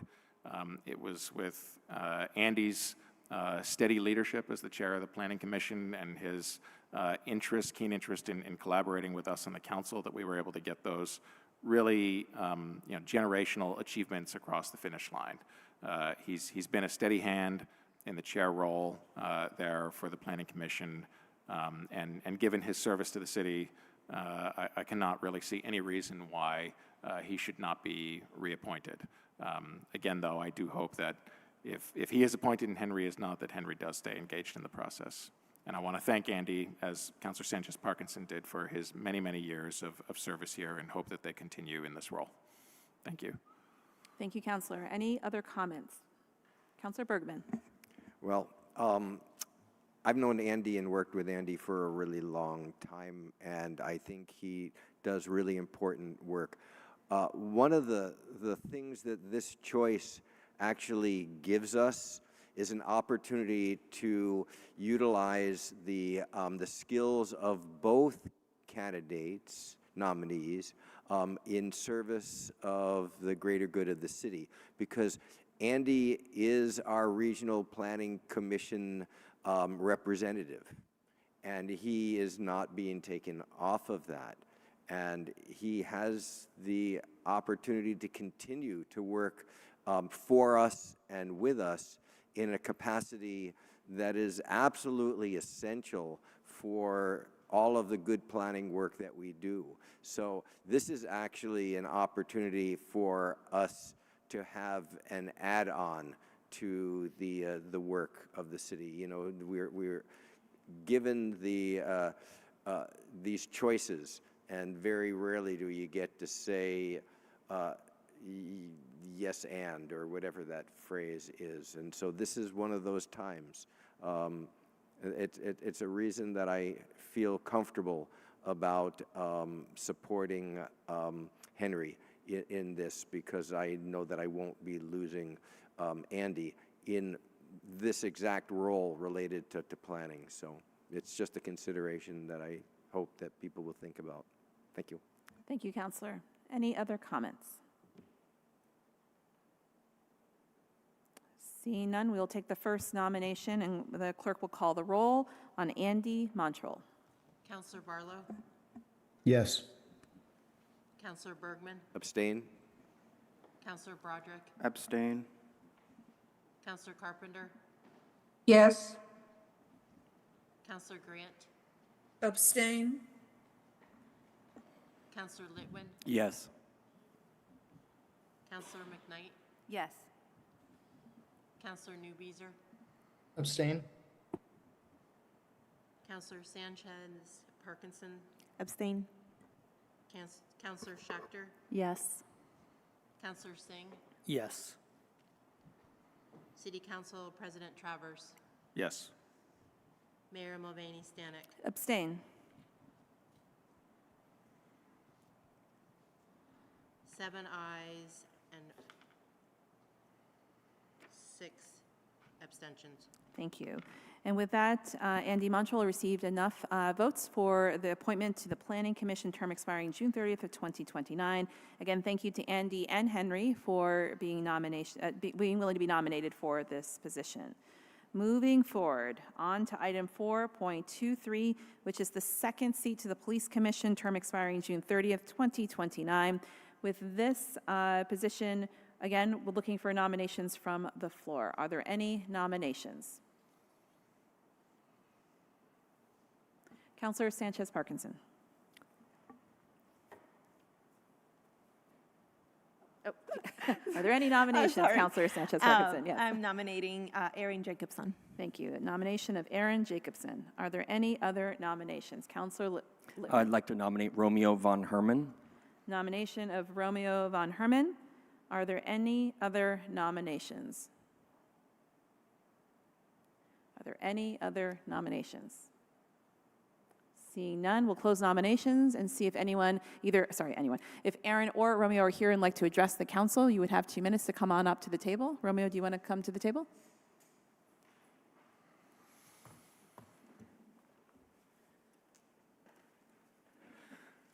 Thank you, everyone. I'll try to keep you short. For me, being a member of the Police Commission is not just serving public service, is a story of going back to when I was 5 years old. It's a story of growing up not seeing what public safety looks like until I was at the age of 22, if not 23. And for me, 5-year-old growing up in a civil war zone, not having any police officers, not having any sort of public service, at the age of 5, growing up in an orphanage, always was important to me what it's like to live in a public safety, in a place that is safe, in a place where the very folks that provide you safety do have the resources they need in order to provide you those services.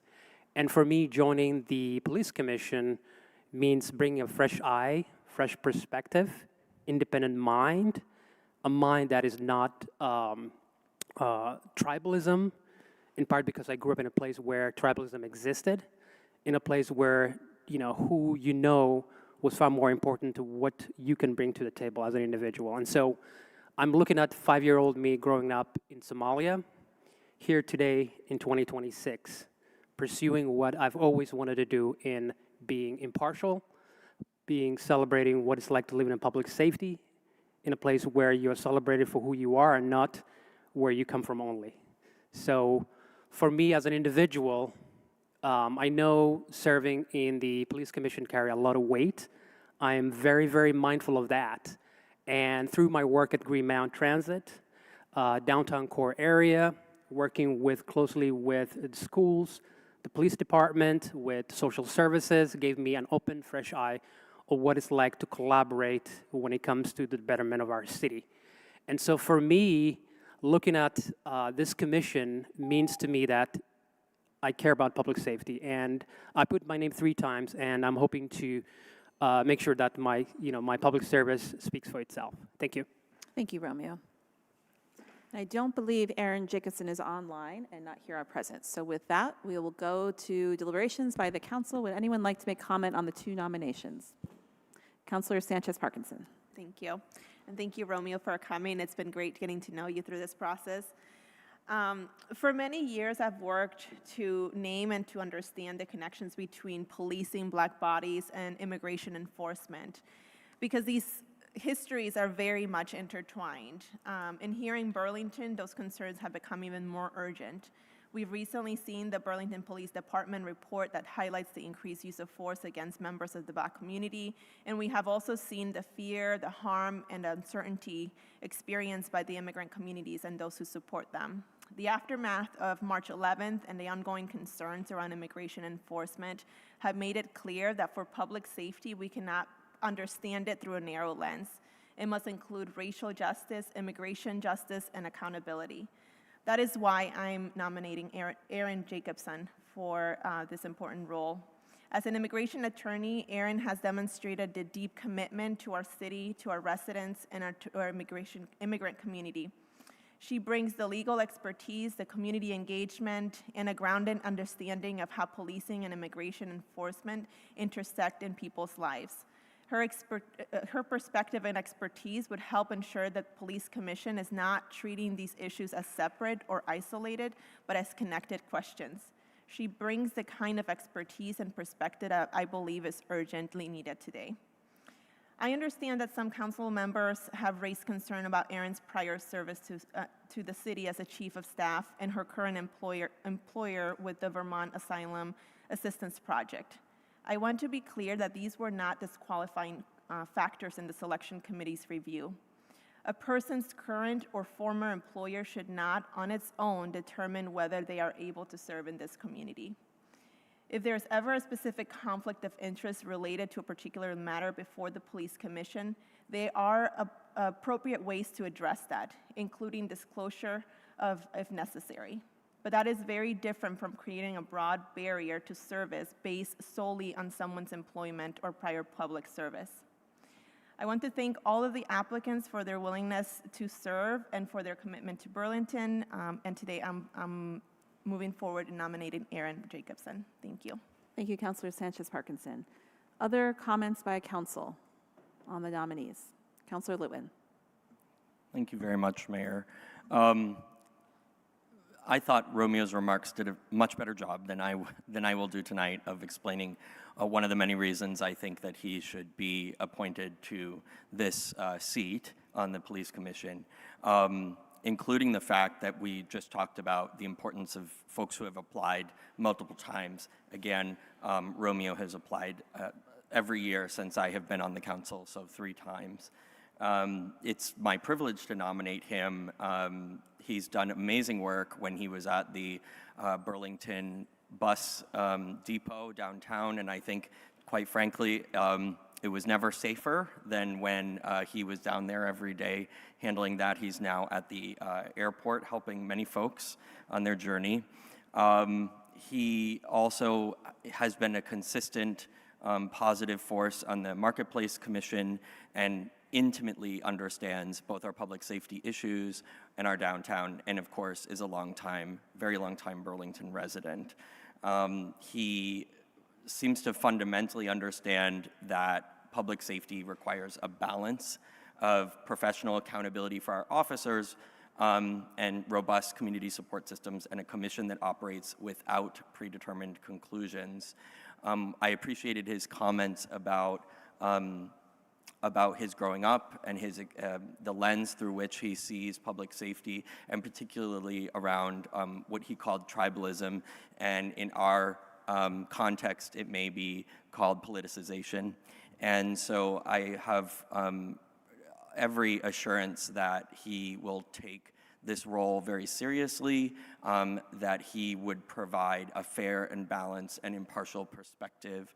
And additionally, I believe he brings much needed diverse voice to this board that is in desperate need of more diverse voices at the table. So I think he's done an amazing job on behalf of our community. He continues to show up to city council meetings regularly and offers very thoughtful comments. And I have appreciated the independent nature of those comments. So I will leave my comments about Romeo there and hope that folks will join me in supporting him. Thank you. Are there any other comments on the 2 nominations? Councilor Bergman. Thank you. Thank you, Romeo. I really appreciate your persistence in being present, right? And you know, throughout these years that I've seen you do that, it's really, really important. And the story that you told is real and is heartfelt and is meaningful. I'm supporting Erin because she provides us at this point in time with exactly the type of working experience with all the public safety issues that we've got. You look at her resume and then you go, okay, we had this conversation about the Independent Police Board, which is sitting on the wall down in Montpelier. And we had a big conversation about our commission's ability to do the work of evaluating excessive force cases, for example. She brings the actual experience that will allow that board to engage in that activity. We had a mess on March 11th, and she brings the type of review and experience to not only be looking at the fair and impartial policing policy, but the excessive force policy, all of the other things that we are grappling with now. And we need a commission that is going to have somebody with that level of expertise. It's expertise which is not just schooled, but is practiced over, a long period of time. And her connection to communities that are affected by our policing is deep and, and continuing. That's why Jill Martin Diaz is one of her references. That's why the director of the Civil Rights Division at the Attorney General's office is one of her references. This is an opportunity that we should not pass up in appointing her. Thank you. Thank you, Councillor. Any other comments? Councillor Schachter. Oh, I'm sorry. You know what? Councillor Grant's hand was up first. I'm so sorry, Councillor Grant. Councillor Grant and then Councillor Schachter. Thank you. I have a few things to say. First, I want to agree very strongly with the comments regarding Erin Jacobson. I think that we are incredibly lucky that she stepped forward to consider joining this commission, especially at this time in our country. She's qualified in dealing with a whole multiple of issues around community safety, but in addition to that, in her work as an immigration attorney, has worked directly with migrants and new Americans in our community, as well as the various organizations that work with them. And that kind of connection is really important at this time. We are going to continue to be talking about March 11th for some time. We are going to have a way to involve our police department in those conversations, because the reporting that came out from that department showed that from the officers' own reports, they weren't fully, not even fully, they weren't thinking about FIP. And that is something that is really crucial. We have, our community trust right now is back to 2020 levels. People are reliving trauma, there's new trauma, and we have to make sure that we're addressing this. I do appreciate the fact that Mr. Von Herman has repeatedly applied to a position, but just because someone has repeatedly applied to a particular position doesn't mean that they would be the best choice. I wish that he was in the running for the Marketplace Commission. I would have been so happy to have voted to have him continue serving on that commission. I was very concerned about some comments that Mr. Von Herman said back in May when Lieutenant Governor Rogers was in Burlington. And I'm not sure Mr. Von Herman, despite his life experience, which I totally respect, when he became a citizen, things were very different. What is happening now is that paths to citizenships have been dismantled. So it is not safe to say that when someone turns 18, they can easily navigate a path towards citizenship. That does not exist in our country right now.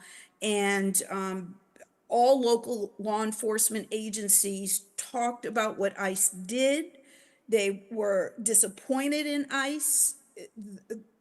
We've all heard how our own agencies do not trust ICE, quite frankly. So I felt that these statements really didn't fully understand how our new American community is actively being threatened. You can be through it at many stages in a path to citizenship, and that's being undermined. Judges, immigration judges are being fired because they refuse to just dismiss a case. If a case is dismissed, someone can be taken immediately. But if someone is going to court, working through the process, yet ICE can come and pick them up in court, that's not right. And we need someone who understands that and can work with our police department to get to a better case with regards to fairness and impartial policing. I feel like a vote for Mr. Von Herman honestly might be a betrayal to our new American community, because we do need someone who, even though they had a positive experience, and again, I respect the experience that he had, it is just not what is happening now. And we have to acknowledge that, and we have to do our best to protect our residents. Thank you. Thank you, Councilor Grant. Councilor Schechter. Thank you. I just wanted to say this is another vote in which I feel like we've got two candidates, both with very important experiences and professional backgrounds to help guide our city forward in this critical moment. And I'm really grateful, Romeo, for the many, the years of service you've given to our city in so many ways, and your sincere interest. I really appreciate the outreach that we had and the conversation we had about your interest in serving our city in this way. And I'm glad to be supporting your appointment this evening, knowing that you have, I do sense I know you have a real sincere commitment to this work and to doing this right and to listening, and that you bring a tremendous amount of experience to this work. And I also just want to say I have very, very deep respect, and I want to say it on the record, for Erin Jacobson and all the ways that she has served the city and serves our community. And that this is another instance in which I just want to publicly say for the record that I don't want the conversation to end tonight, regardless of the outcome of the vote. And that I think if anyone has access to being a part of ongoing conversations around things like FIP and use of force and a lot of the issues that we're continuing to reckon with post-March 11th, that my hope is that we can lean on Erin and her expertise and her organization's expertise, regardless of whether or not she's sitting on the commission. I don't see this as the only path to leaning on that expertise and experience. We all know how to reach her, and she has shown up to city meetings recently in really important ways on this topic. So I don't want any of that to end. So I just wanted to make sure to state my deep respect for both candidates on the record, and again, that I don't want this to be the end of the conversation for either. Thank you. Thank you. Any final comments before we call the roll? Councilor Travers. Yeah, thank you, Mayor. First of all, I want to take an opportunity. I was surprised by something that we just heard a moment ago, and want to take an opportunity to just, from my perspective, flatly reject any contention that supporting Romeo's appointment here, given his background and experience, is somehow a betrayal of our new American community. And I am proud to support Romeo's nomination this evening. What I wanted to say was with respect to Erin Jacobson. I think Erin is immensely qualified for this role, would be immensely qualified really for any board or commission appointment. When Erin was your chief of staff, Mayor, she and I had a very good working relationship, and as I continue to see her throughout the community doing good work in her current role, I am very glad that she is in that position and we continue to have a good relationship. My concern is just the limited amount of time that has gone by since she left the mayor's office and is now seeking an appointment to the police commission. This council, well more than a decade ago, enacted a resolution that for city councilors requires a one-year cooling off period once they leave the city council before they can apply for a border commission. This is why last year, as we were looking through the police commission and I was having discussions with the individual who served in the council presidency role before me as to whether or not they should apply for the police commission at that point in time, the answer was no, because less than a year had gone by, and it's why we waited until we did to appoint that individual to the police commission. While the council resolution passed more than a decade ago does not extend to other municipal officers, I think that the principle behind it extends the same way. And I'm concerned that as qualified an applicant as Aaron is, that we're setting the wrong precedent for future city officers for the same reasons, and I actually think the council should consider revisiting that resolution back in 2013 and consider extending it to other municipal officers, including members of the mayor's office as well as department heads. And so that will be the reason why I will be supporting Romeo's application this evening. Thank you, Councilor Travers. Before we go to Councilor Newbeeser, I am going to ask the city attorney to just provide a little bit of comment. This question came up earlier around our charter and the questions of rules and unwritten rules or formal rules related to individuals seeking boards and commissions nominations. And so I've asked the city attorney just to look at our actual charter for guidance on this matter, because charter trumps resolution, it trumps other matters because it is our city charter. So City Attorney Brown, can you just comment briefly on this matter? Certainly. So the question was posed to me whether there was any language in charter with regard to a prohibition or a time frame in which before former city employees could be appointed to a city board or commission. Section 131 of the charter speaks specifically to dual positions being prohibited in certain circumstances for active city councilors or active city employees. It doesn't include any language, again, establishing any sort of time frame prohibiting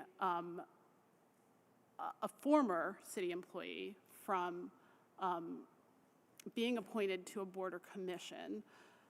And that is consistent certainly with what City Council President Travers has presented or has stated tonight, and further consistent with the Council President's comments. Obviously, any councilor can choose to abstain or vote no on an appointment, including for the reason that they feel that not enough time has transpired between someone's employment with the city and their application to be appointed to a commission or board. Thank you. Thank you. Councilor Newbeeser, did I see your hand earlier? You have the floor. Thank you, Mayor, and I will be voting for Erin Jacobson for this position. I think she's immensely qualified, given her resume, and particularly we've had a lot of conversations around what happened on March 11th. It's been one of the, I think, biggest topics of conversations when I speak to residents and when I speak to folks at all concerned with city issues and particularly public safety. I think we couldn't ask for a more qualified candidate in this moment than Erin. You know, just to be direct about it, I think it is kind of a strange objection that she's a former city employee. We have a lot of different folks who have served in various positions, including a former council president who very recently served in this body, who we appointed very recently. I didn't see an issue with that then, and I'm glad that that person stepped up, former city councilor Karen Paul, to serve in that role, because I thought she brought a lot to the table and does bring a lot to the table. And I know that a number of different city employees have served in roles. I know that elected officials have served on boards and commissions. I believe the former chair of the Democratic Party locally serves on a board and commission. So I am a little bit surprised to hear that as a sort of formal objection to appointing a more than qualified candidate, and one that we'd be really lucky to have, particularly on a commission that not only is the subject matter expertise there professionally, but that a commission that has really struggled, if we're honest, in the last year or two to function to the point where really important priorities for our city, regardless of one's political leanings, have struggled to get through. So I think this is a really important vote, and I hope that my colleagues will consider supporting Aaron. Thank you. Thank you, Councillor. Any further comments? Councillor Singh, I'm going to do first round just to make it very clear because we have more to go, y'all. So, Councillor Singh. Thank you very much, Mayor. Thank you to all the applicants. And I also want to echo Council President Travers' comments. You know, we've all had the pleasure to work with Erin Jacobson when she was Chief of Staff here at the administration. She was very professional.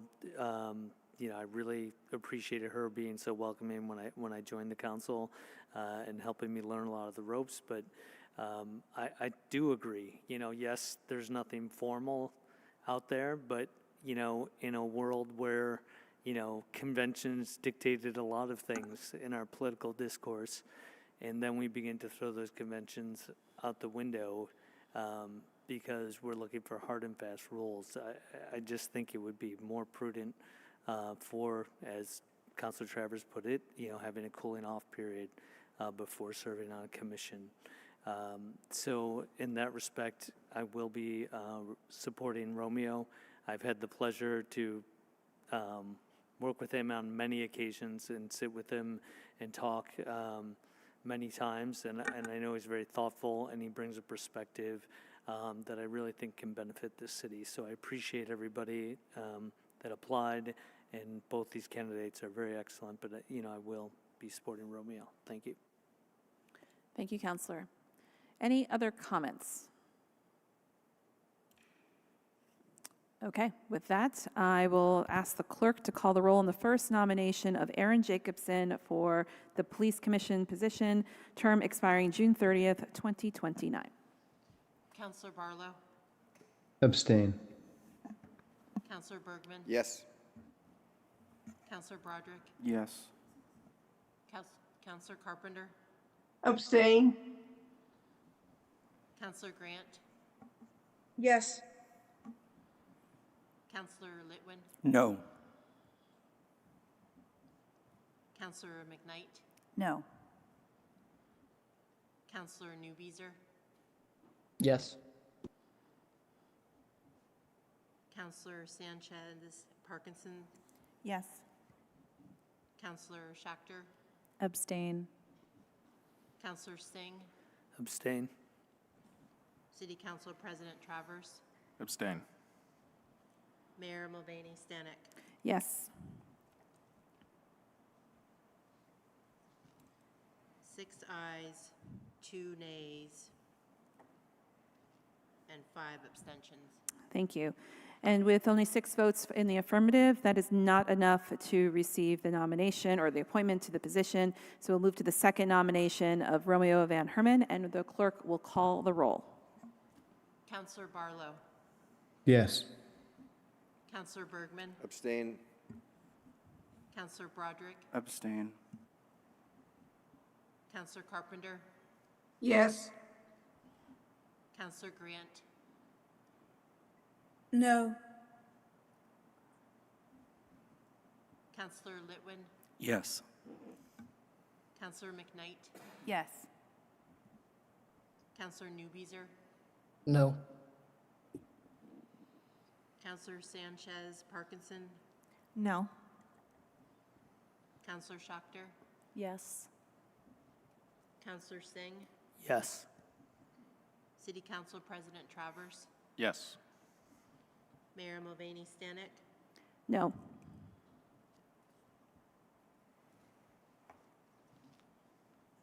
Seven ayes, 4 nays, And 2 abstentions.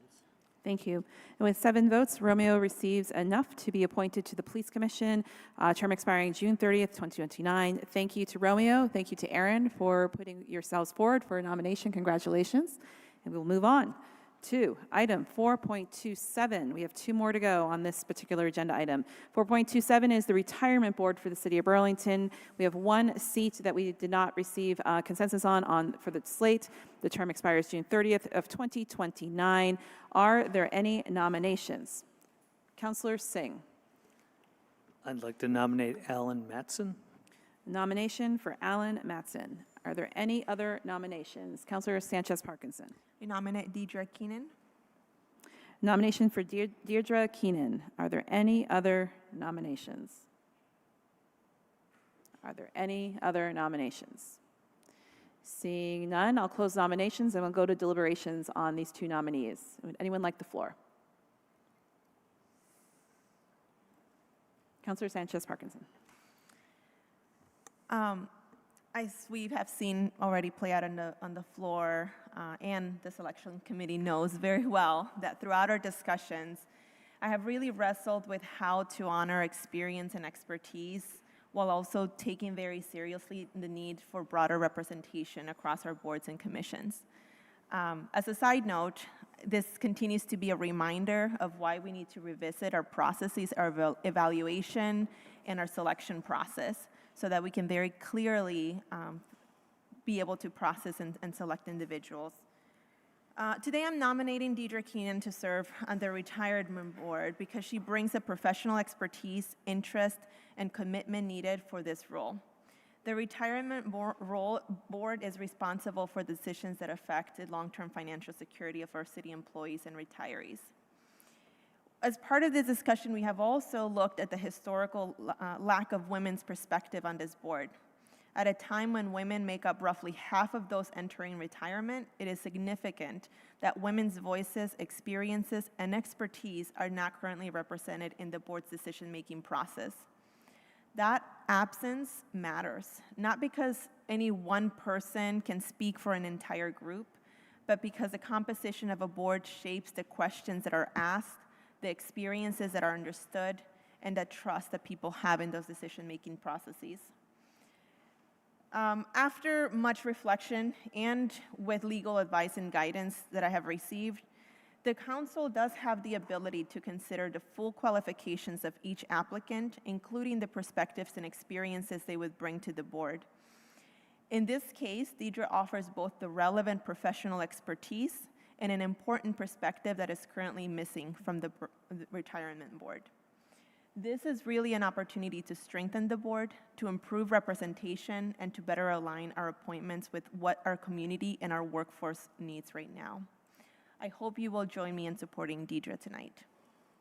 Thank you, Councillor. Further comments? Councillor Singh. Thank you, Mayor. I want to express my support for Alan Matson. He's been a neighbor for many years. I'm sure a lot of people in the public have seen him on Election Day, working at the Ward 6 polling places. He's been on the Ward 6 MPA. He served on the school board. Hunt and Edmonds middle school students will know him because he runs the Math Counts program. I've known Alan for all these years and his professional experience, and I've always thought to myself, how can we use his vast experience to benefit the city? And when this board position came open, I reached out to him right away. As somebody who does also have an MBA in finance and has gone through the Chartered Financial Analyst program, which is the gold standard in personal and institutional finance, I would stress to the public the difference between institutional and personal finance is vast. The managing of short-term, medium-term, and long-term liabilities of our pension fund requires somebody with vast experience in these areas. Alan has balanced these in the past with other pensions across the country. Someone with his qualifications would be a huge benefit, not only for our city workers, retirees, but the city itself. having this type of expertise, somebody who has been in this space of institutional finance, dealing with large pension funds as a career, will be a great asset to this city. He understands that the push and pull between current liabilities of current cash needs for current retirees and the pull between current workers and how that risk-reward aspects of their pension fund can affect how the manager handles the assets under management. He's had vast experience in this. He couldn't be here tonight, but I couldn't be more proud to nominate my neighbor, Alan Matson, for the retirement board. Thank you, Counselor. Counselor Carpenter. Thanks. This was one I struggled with a lot too. Learning how qualified Alan was, his skills he could bring to the board that are badly needed. And I think, we've got a hole and we've got an opportunity to nominate somebody who's really qualified. I was bothered by the fact that there weren't enough women voices on the board.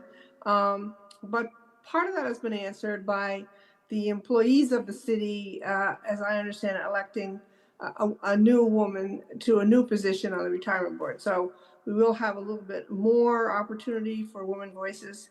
Catherine Chad, our CEO, also serves on the board. And I do want to say directly to Deirdre, who I've not met personally, but interviewed really well, is I hope she does reapply. I think she's got a lot to offer the city. She's engaged, and I think that will be important. But as we've seen before, often people have to apply multiple times. So I hope she does, and I think we'll find a spot for her in the future, and we will have the opportunity to take advantage of Alan's great expertise in the more immediate future when we struggle, and be reminded that the cost of the retirement debt very much affects our taxes. And so that we need someone who really understands the sort of institutional side of our retirement thing. So again, I will support Alan, and I hope Deirdre will continue to be engaged. And I'm pleased to hear we've added another woman to the board. Thank you, Counselor. Any other comments? Oh, sorry. Counselor Grant. You're all so tiny up there. I'm sorry. Counselor Grant. So,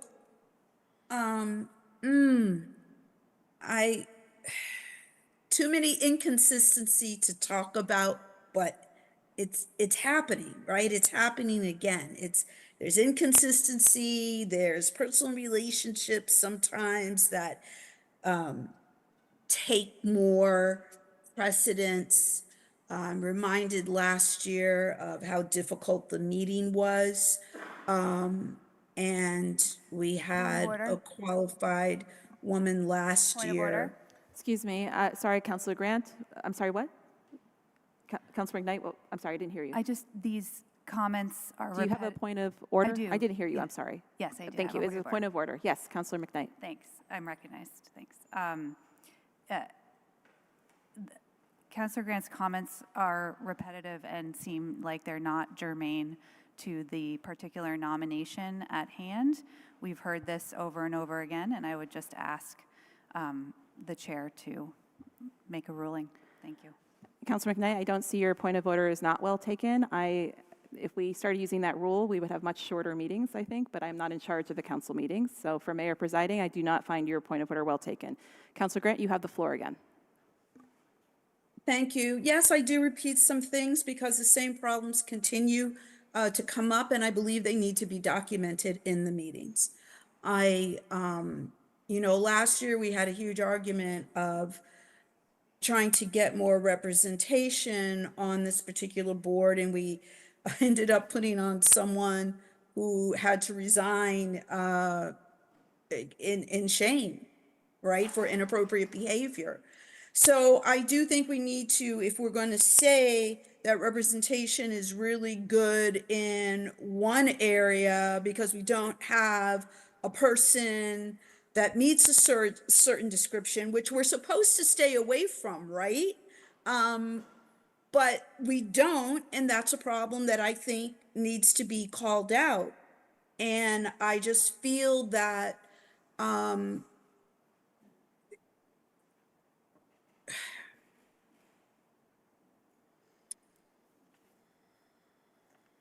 we want our cake and eat it too. We are not being consistent with regards to the process.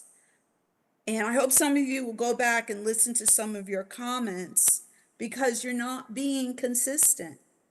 And it's troubling.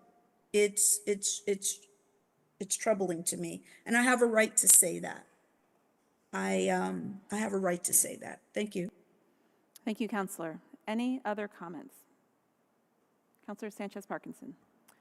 I just wanted to confirm regarding Counselor Carpenter, you made a comment related to other women who are do sit on that board. I just wanted to have confirmation that my understanding is that if you're not a member of the board, you don't have the right to vote. And so there are women who are sitting in the room to provide advice and guidance and information and administrative support, but they are not deciding members. I'm going to take that as a point of information, Counselor Sanchez-Parkinson, and I'm going to ask the city attorney to just remind me of the role of the CAO, but I will also let unless I missed an email, there is an election underway for one of the employee seats on the board structure. That election is not completed yet, so we don't actually have that role filled yet. I'm not sure of the candidates for that role, but just for clarification on that seat. Do you know if the CAO is a voting member of the retirement board? I do not, and I also don't know the outcome of the election yet. Okay, thank you. We apologize for not having that handy, but hopefully we can continue debate and then move to the roll. Okay. Any other comments before I call the question on the nominations? Councillor Litwin. Thank you. And after a lot of consideration in looking at the applicants' backgrounds and applications, I'm happy to be supporting the candidate nominated by Councillor Singh tonight. And again, for me, this comes down to the importance of qualifications, particularly on a board like the Board of Retirement, where the very interests of all of our city employees and those that have retired are decided on a regular basis. And that is where we need someone with decades of expertise and high levels, some of the highest levels of certifications, so that we can ensure the most robust retirement accounts that we can, and that folks are making the best decisions with the most information. Respectfully, the individual that has been nominated, I believe her name is Deirdre, did not have those same levels of qualifications, including their educational background is in speech pathology. And so this is a relatively recent professional change for that individual. And while I am happy to support that individual in the future, should they have the qualifications and certifications that are necessary, or that I deem necessary, I don't believe that individual is there right now. So I will be supporting based on the highest level of qualifications I think we can really ask for. Thank you. Are there further comments before I call the question? Seeing none, I will call the roll on the first nomination, which is Alan Matson. Counselor Barlow, Yes.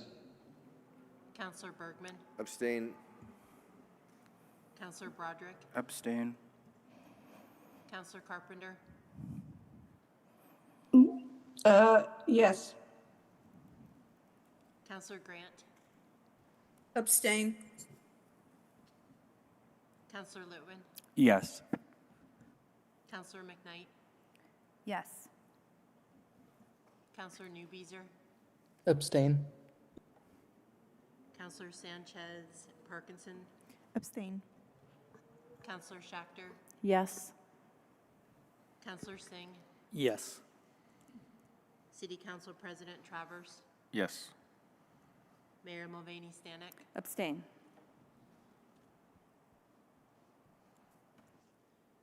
Seven ayes, 6 abstentions. Thank you. And with 7 votes, that is enough to receive the appointment to the Retirement Board, term expiring June 30th, 2029. So we will not consider further nominees. With that, we're moving on to our last item. And thank you, thank you to Alan, thank you to Deirdre, thank you to anyone else I have forgotten as we've been going through this long process. On to our last item for which we did not have a consensus on the slate. Item 4.33, which is the second seat for the Board for Registration of Voters, term expiring June 30th, 2031. And I will ask if there's any nominations. Councillor Travers. Nominate Miriam Stoll. Nomination for Miriam Stoll. Are there any other nominations? I'd like to nominate Jeff Comstock. Nomination for Jeff Comstock. Are there any other nominations? Are there any other nominations? Seeing none, are Miriam or Jeff here or online and would like to address the council? And I'm realizing I didn't offer that too. Miriam's online. Okay, Miriam is online. Miriam, if you would like to address the council, can you please raise your Zoom hand? Thank you, Miriam. Welcome. We'll give you the floor. I have about 2 minutes for you. Great. I think you've heard from me several times, but I just wanted to add to my prior comments from tonight. I think the role of this board is not a role that should be looked at through the lens of politics. It should not be looked at through the lens of party affiliation. It needs to be looked at in terms of how can we as a city ensure that all our residents are voting. And right now, we know the residents that aren't voting. And what has been done so far has not increased that. So we still have many individuals with disabilities who are not voting. We have many young people who are not voting, which is really difficult to swallow. I am a psychologist. I've worked in a district here for the past 25 years, and I have observed systematically young people, and I'm talking people, in high school, so about to be voting, when you should start feeling that excitement about your first vote, becoming less and less confident about the fact that anyone listens to their voice at all. And I've noticed that at this point, because of the uncertainty of what's going on, because of the pressure that we see from really strong, powerful people trying to take away people's votes, that many people who would vote, might have voted before, are now stepping back. And those would be particularly the young people. So I know that what I'm saying is not really traditionally what people say when they want to be on this particular board. And I know very well how important the work is in terms of when someone comes to a polling place, making them feel comfortable, figuring out what the problem is. Some of you heard a personal story that I talked about my daughter who actually had some difficulties being able to vote the first time. And this has stayed with her, some concern about whether each time she goes to the poll, she will be faced with these difficulties. So I'm not demeaning that work. That is critical work, and we need to do that. But until we have every person in Burlington voting, we are not getting the representation of all our people. And now more than ever, it's time to do that. So I've got a lot of energy. I really care about this issue. And I would love, even though perhaps I'm a somewhat atypical candidate for this commission, to be able to bring my voice to the commission. So thank you for listening to me yet again. Thank you, Miriam. Appreciate it. And is Jeff online? Do we see it all? Okay. So with that, we will go to deliberations, comments from councilors on the 2 nominations. Councilor Travers and then Councilor Broderick. Yeah, thank you, Mayor. As Miriam mentioned at the top of the meeting, she previously served Ward 5 as our representative on the school board, and that's where I first got to understand Miriam's steadfast leadership for our community as a constituent of hers there in Ward 5. and trust that she'll serve the Board of Registration of Voters with the same steadfast commitment that we saw on the school board, where she worked through a number of difficult issues in her service. I should also mention that the Board of Registration of Voters, whereas your ward of residence, I don't think necessarily should be a necessary qualification for all boards and commissions. I do think that on this particular board, it's important. There are no representatives on it at the moment from Ward 5, and I think that it's incredibly important that we get Miriam on there for the purposes of that representation from our ward. My hope and belief is that Miriam has a sufficient number of votes on this council for us to move forward. I understand some of the concerns that have been raised earlier during public forum regarding the other applicant. My hope and desire would be that if we know that one of the nominees here has more votes than the other, that we can move forward to a vote and get her on the board. So thank you, Mayor. Thank you, Councillor. Councillor Broadwick, and then to Councillor Barlow. Thank you. And thank you.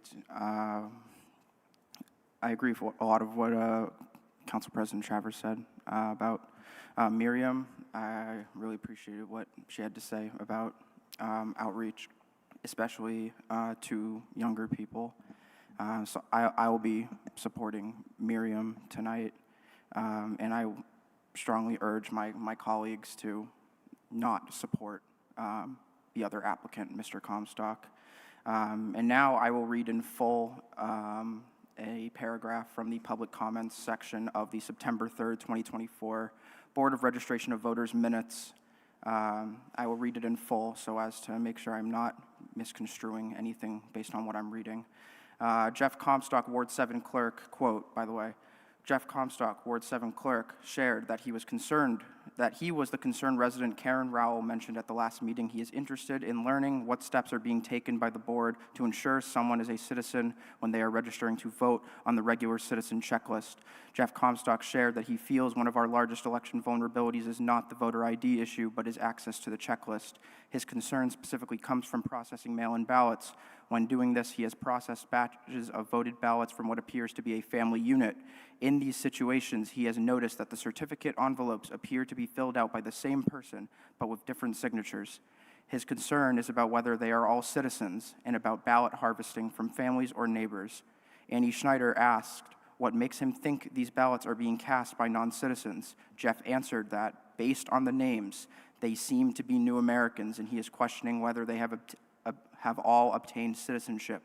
Will Cunningham said that he thinks there are two issues Jeff Comstock is discussing and that the idea of ballot harvesting doesn't seem to need to be limited to new Americans and a voter's citizenship status. Jeff Comstock said that for the purposes of this conversation, he is only interested in information about citizen verification, not the larger discussion of the mail-in ballot ID verification, unquote. I find the comments that were made in that meeting based on my conversations with other members of that board at that time to be very disturbing. The Board of Registration of Voters' job is very clear. It is to safeguard who is and is not allowed to vote in the city of Burlington.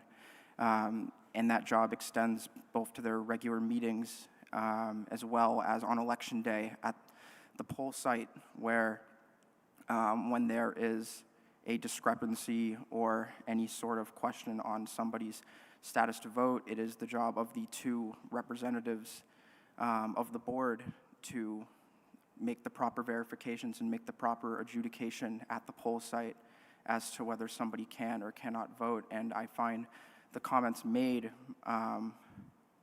regarding providing extra scrutiny to names that seem to be new American to be deeply disturbing. I don't think our city should have someone with that belief sitting on that board and being able to exercise that capacity. To be clear, this because there has been discussion about this in the past. This has nothing to do with political party. This is simply has to do with the evidence that is in front of me, and so that's why I'm making my decision. Thank you. Thank you, Counselor. Counselor Barlow. Thank you, Mayor. First of all, I want to thank all the applicants to this board tonight, including Miriam, who I actually served with on the school board, and agree with a lot of the comments that Councilor Travers made about her service. But tonight, the Board of Registration of Voters is unlike other appointments we have this evening. It's the only board where political affiliation actually matters and must be disclosed on the application. We have a city charter with language that seeks to achieve a balance of political parties on this board, and that charter language is arguably in need of review, but it's what we have to work with today.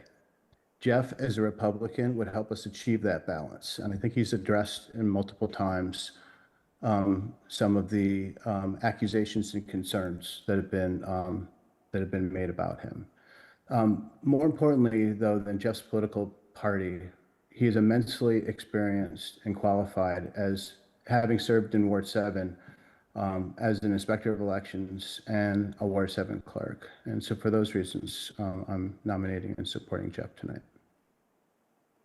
Thank you, Counselor. Counselor Newbeezer.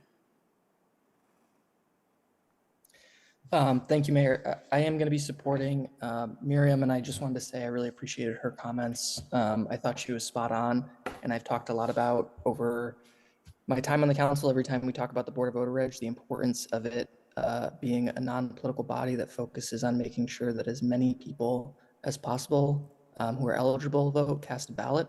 That includes our new American neighbors, that includes young folks, college students, everybody who makes up our community.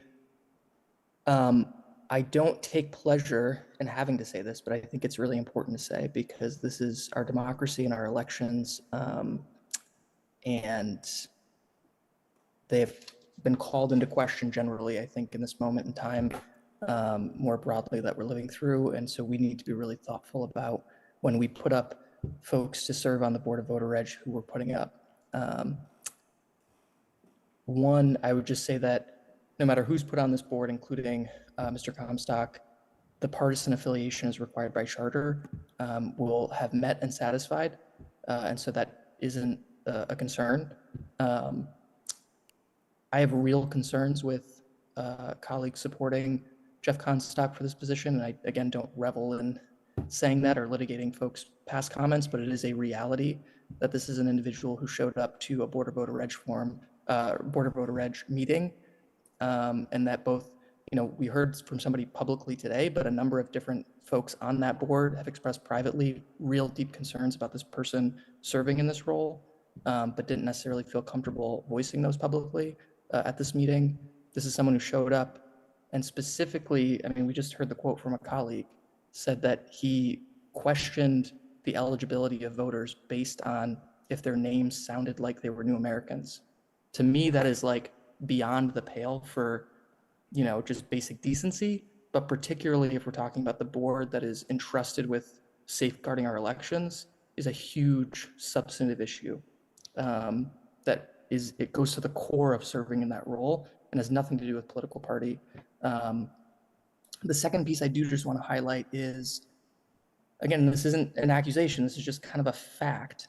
That this is an individual at the center of a council resolution regarding the MPAs, in which everyone on the 4-7 MPA, literally every member, resigned because of this individual's conduct, because folks were so uncomfortable and it produced an environment of such conflict. Now, without getting into the details of that, this council then passed a resolution as a body, as a sort of response to that, talking about the need to understand, protected classes and how we treat each other with respect as we're going about participating in civic life in our community. So I'm really concerned about that. If someone shows up and a board or commission or city body of civic engagement ceases to exist as a result of their conduct, to me, that is a substantive issue. that we should take really, really seriously. And so I can in good faith support Jeff, unfortunately, tonight. And I'm really, really glad that I'm hoping there's consensus around Miriam because she seems really committed to making sure that college folks, new Americans, folks with disabilities, et cetera, everybody in our community has the opportunity to vote, and that takes a lot of energy and commitment. So I appreciate her stepping up. Thank you. Thank you. Councilor Grant. So here we are again. We are not protecting our residents. We're not. I don't know whether the thought was, oh, there's been enough time, maybe people have forgotten. People have not forgotten. The issues with Mr. Comstock are well documented. In addition to what was discussed about a issue of ballot harvesting, when asked directly, it became an issue around discrimination against immigrants and new Americans. He was not reelected as ward clerk in part because of how he treated some people. We also have documented in the form of a recording extreme transphobia, including saying something to the effect, and I did not have time to go back and listen to it again, but something to the effect that a trans person's rights end in front of his face or in front of his nose, like literally saying that to an individual. So it is not an issue of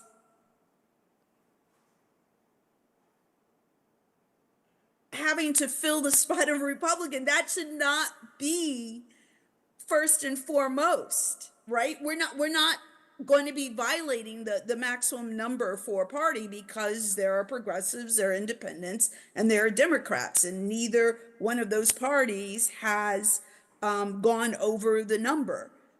We have to concentrate first and foremost of knowing that people are qualified, of knowing that people do not have prejudice in their hearts, that they will be willing and able to work with all eligible residents who can vote and protect their rights. This is not an individual who's willing to do that. The entire 4-7, almost the entire 4-7 steering committee had to resign after that incident because most of them were complicit in the behavior.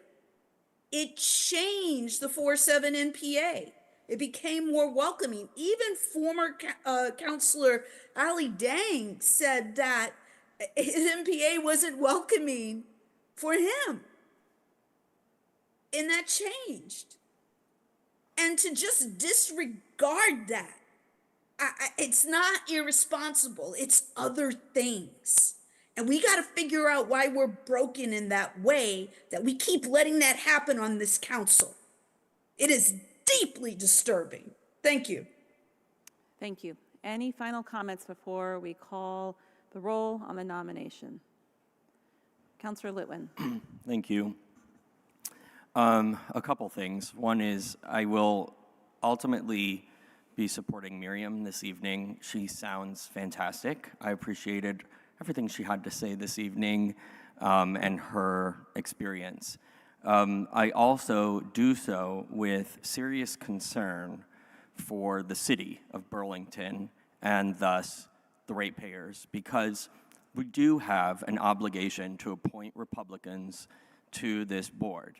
And while Mr. Comstock clearly does not have the votes for this evening, and so I will support Miriam to ensure her, her appointment, I also think that we have work to do to make sure that we are meeting our ethical obligations to make sure that all parties is the word that is used in the charter, are represented. We have appointed several independents over Republicans, and we only have, I think, one Republican on the entire board at this point, and I could be wrong.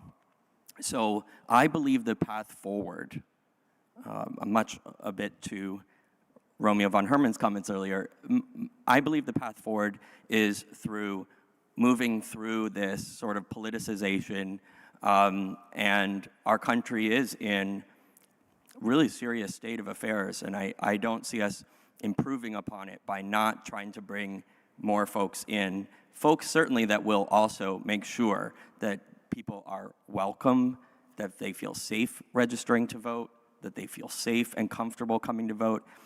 And in the years that I was in the New North End, I never heard any complaints about Mr. Comstock's work as a ward clerk or inspector of elections. However, I could be uninformed. And then lastly, I would just say, you know, I haven't really appreciated the tenor in which this meeting has been moving. There's been a lot of really negative aspersions and comments made to people that really just don't deserve it when they're stepping up to volunteer. And this has gone on throughout the evening, including comments that was just made to a new American that putting them on a commission would be an insult to new Americans. That in and of itself is disturbing to me. Point of information, that's not what I said. I Hold said on, something very specific. Hold on, Councilor Grant, Councilor Litwin, there's a point of information. Councilor Grant, what is the point of information? I said it would be a portrayal. That's a very different word. and Oh, a very excuse different me. meaning. Excuse me, I am chairing this meeting, Councilor Litwin. Please respect that. Councilor Grant, if you have a point of information, it's about the process or a point of order related to the process. That is not a point of information. We will go back to Councilor Litwin respectfully, please. Thank you. I'll correct the record to say that a counselor said it was a betrayal. So to make sure that I'm accurate. And I think some comments here have been just unnecessary. So while I will be supporting Miriam tonight, I would hope that in the future we can work to appoint some Republicans to this board, a party I have no affiliation with and no interest in having affiliation in, but we owe it to our city and to the diverse voters that are here, and based on our charter. So I will leave that there this evening. Thank you. Are there any other comments before we call the roll? Point of information. Councilor Newbeezer, point of information? I'm just wondering if the city attorney could comment on whether or not we, by not appointing a Republican this evening, are within, our charter responsibilities in terms of partisan makeup of this board. Councilor Newbeezer, I'm going to call for a brief recess because the city attorney has just stepped out of the room for a moment. Oh, is she right behind me? Oh, she's right behind me. Can you restate your question, Councilor Newbeezer, unless you heard that, city attorney? Okay. Could you restate your question, please? Yeah, we were just discussing some question around the partisan makeup of the board of voter reg. It is one of the only boards, my understanding, that we take that into account. And so I'm just wondering if by not appointing a Republican to the seat that we're discussing right now, if we would be in violation of our charter requirement or any sort of legal requirement around partisan makeup of the board of voter reg. No, the requirements for the board for voter registration are that no more than 6 members be from the same political party. There is no requirement that there be a member of every identified political party on the board. Thank you. Does that answer your question? So let me just finish by saying, so as long as neither nominee tonight would put a party over 6 members of representation on the board, then there would be no violation. Thank you. Thank you, City Attorney Brown. Are there any final comments before we call the roll? Seeing none, will the clerk please call the roll on the first nomination for Miriam Stoll? Councilor Barlow. Abstain. Councilor Bergman. Yes. Councilor Broderick. Yes. Counselor Carpenter, Yes. Counselor Grant, Yes. Counselor Litwin, Yes. Counselor McKnight, Yes. Counselor Newbeezer, Yes. Counselor Sanchez Parkinson, Yes. Counselor Schachter, Yes. Counselor Singh, Yes. City Council President Travers, Yes. Mayor Mulvaney Stanek. Yes. 12 ayes, 1 abstention. Thank you. And with 12 affirmative votes, Miriam Stoll is appointed to the Board of Registration of Voters, term expiring June 30th, 2031. Thank you to Miriam. Thank you to Jeff. And we are moving on. We are now moving on to our deliberative agenda item of 5.1. Switching gears, y'all. So 5.1 is the Colchester Avenue, Riverside Avenue, Barrett Street, and Mill Street intersection project, STP 5000, parentheses 29, which is our decision on the condemnation proceedings. This is not the hearing. This is the decision. So we are joined by city staff here tonight. I'm going to turn it over to City Engineer Laura Wheelock and her team as needed to get us through this next item. Yes, good evening. So we are bringing forward to you the two decisions, or the decision and the orders for the necessity and compensation hearing for the intersection project. This is presented in front of you, so you have the opportunity to review it. And then just to make all of our lives a little simpler, we're asking that you provide support for the mayor to execute the documents as necessary, so that we do not have to seek everybody's individual signatures. If you have any questions on the decisions as presented, our outside counsel, Kristen Seamus, is also here and can answer any questions. It goes through the evidence of each of the hearings and then restates the compensation that we offered the property owner. Thank you, Laura. Are there any comments or questions on this matter?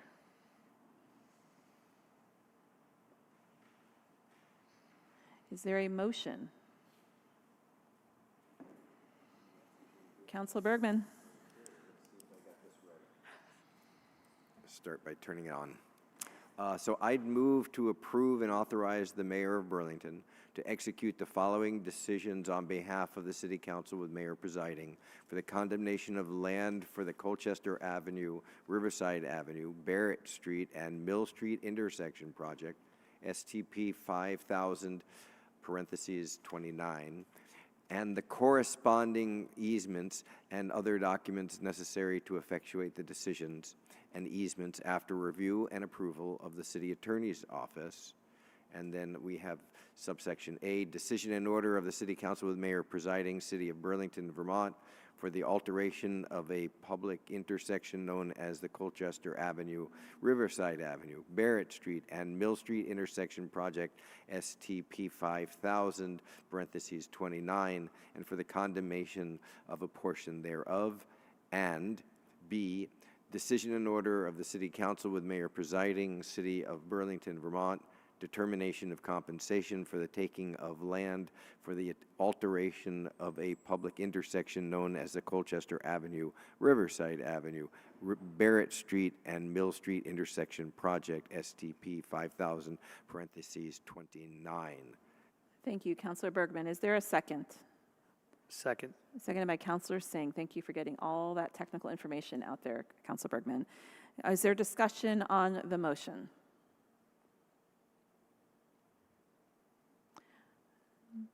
Seeing none, I will call, we're going to try a voice vote on this. So all in favor indicate by saying aye. Aye. Aye. Aye. Any opposed, nay?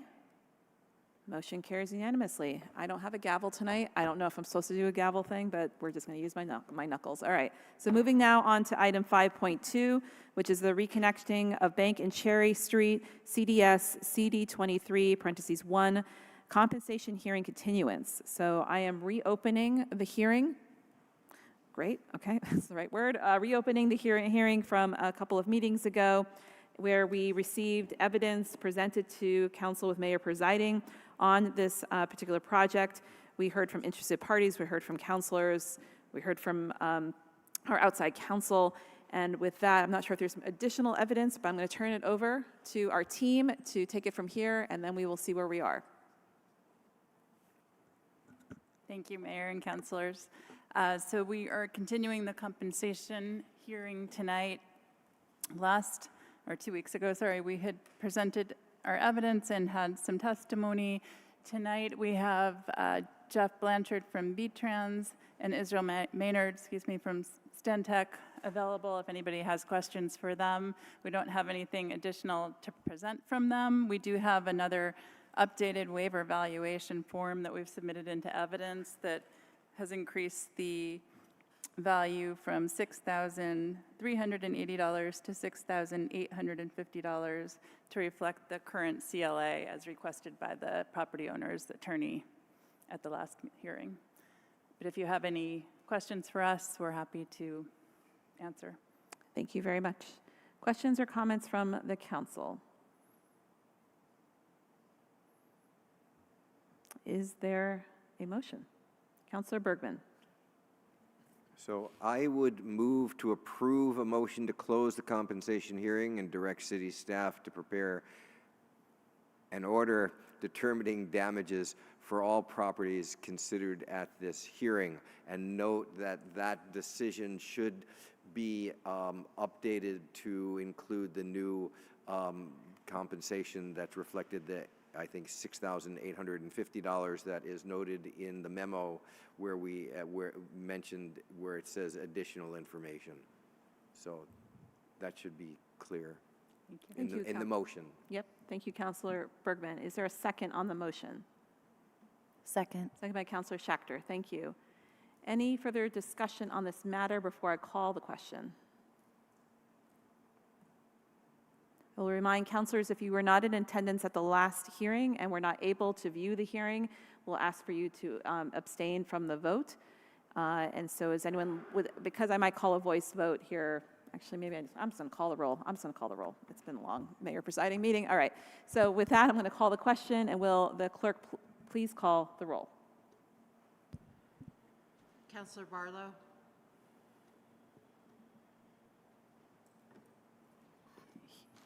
I think you may have stepped off. I don't think he's online anymore, Lori. Thank you. Councilor Bergman? Yes. Councilor Broderick? Yes. Councilor Carpenter? Yes. Councilor Grant? Abstain. Councilor Litwin?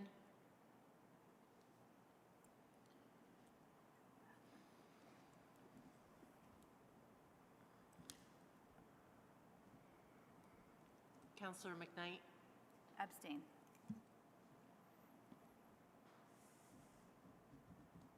Councilor Newbeezer?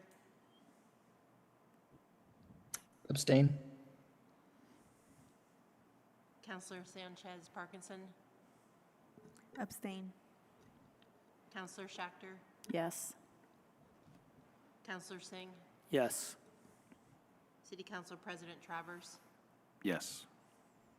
Mayor Mulvaney Stanek? Yes. 7 ayes.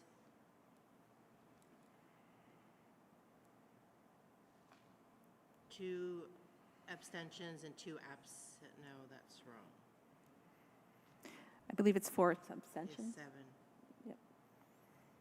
4 abstentions, 2 absences. Thank you, Lori. So with 7, that is a majority for this body's composition, so the motion passes. Thank you very much, team. We appreciate it. Thank you for all the technical coaching as well for the chair here. And with that, friends, we've made it to adjournment of the mayor presiding city council at, I don't know, I can't even read my watch anymore, 9:35 p.m. Councilor President Travers, are you ready to take it back? Please. I think so. Let's do an outdoor seating permit for Wilder Wines. How does that sound? So we're here on the deliberative agenda, item 8.1, 210 College Street, an outdoor seating encumbrance permit application for Wilder Wines.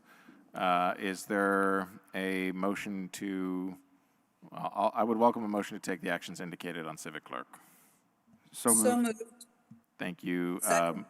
All right, moved by Councillor Broderick, second by Councillor Grant. Any discussion on the item? All in favor, then please say aye. Aye. Are any opposed? That carries unanimously.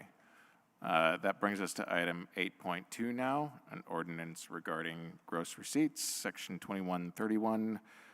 Councillor Bergman, could I turn to you for a motion on the item?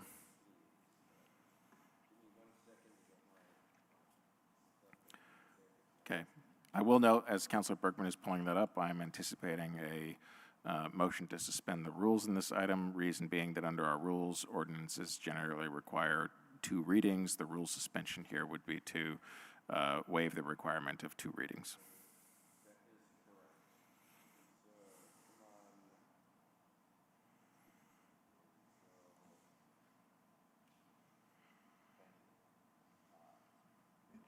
So I would move to waive the reading, suspend the rules, and place the ordinance in all stages of passage, and have the floor back after a second. Thank you. Is there a second? Second. By Councillor McKnight. Councillor Bergman, the floor is yours. Thank you. Okay, hang on for a second here. Okay, so this is the last piece of the budget, right? And our budget was based in not in large part, but in a significant part on this action.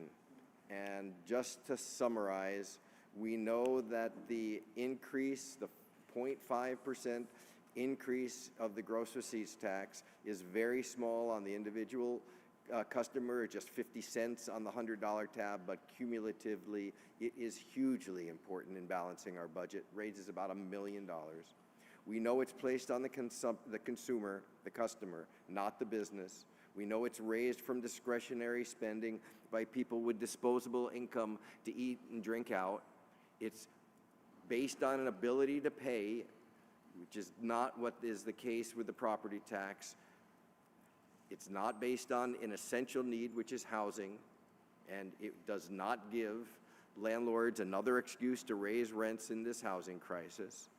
It is clear that eliminating the sunset of the 0.5% allows us to avoid even more cuts than the $3 million in cuts that the mayor proposed and we adopted this year. It allows us to avoid even higher property tax hikes than the 5-cent public safety tax increase that over 70% of voters approved in March.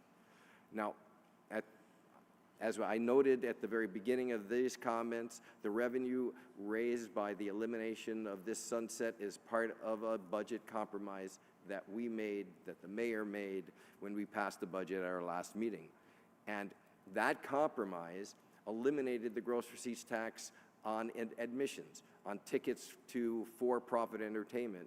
And while I opposed that, and I still disagree with losing $100,000 in revenue raised by that admissions tax, because it cuts revenue that we need, and that the tax doesn't deter people from buying tickets or putting shows on, but it's part of the agreement that we made to balance the budget and avoid more more drastic cuts. And we need to pass this tonight so that we avoid creating at worst $1 million hole and even any gap. We need to do this tonight so that there is no gap. Let me just end by saying I believe that we are falling behind in the provision of our providing good infrastructure and services for residents, for people who visit and work here, who depend on the city. That includes our aging population. It includes spending on our sidewalks and parks, and even on things like public record systems like the land records. Austerity is not the way to bring Burlington back. And so I look forward to the council tonight voting to keep Burlington moving forward by backing this change. Thank you. Thank you, Councillor Bergman. Is there anyone else who wishes to be recognized on this item? Councillor Singh. Thank you, Council President Travers, and thank you for the work on the Ordinance Committee on this compromise. And again, to Councilor Bergman's point, I agree. There are parts of this that I don't like either.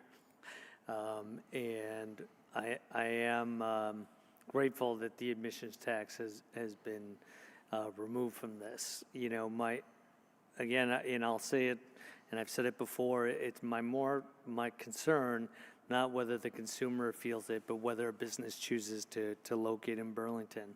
You know, I saw just today, you know, one of the favorite restaurants on Church Street is opening a satellite in an adjacent community.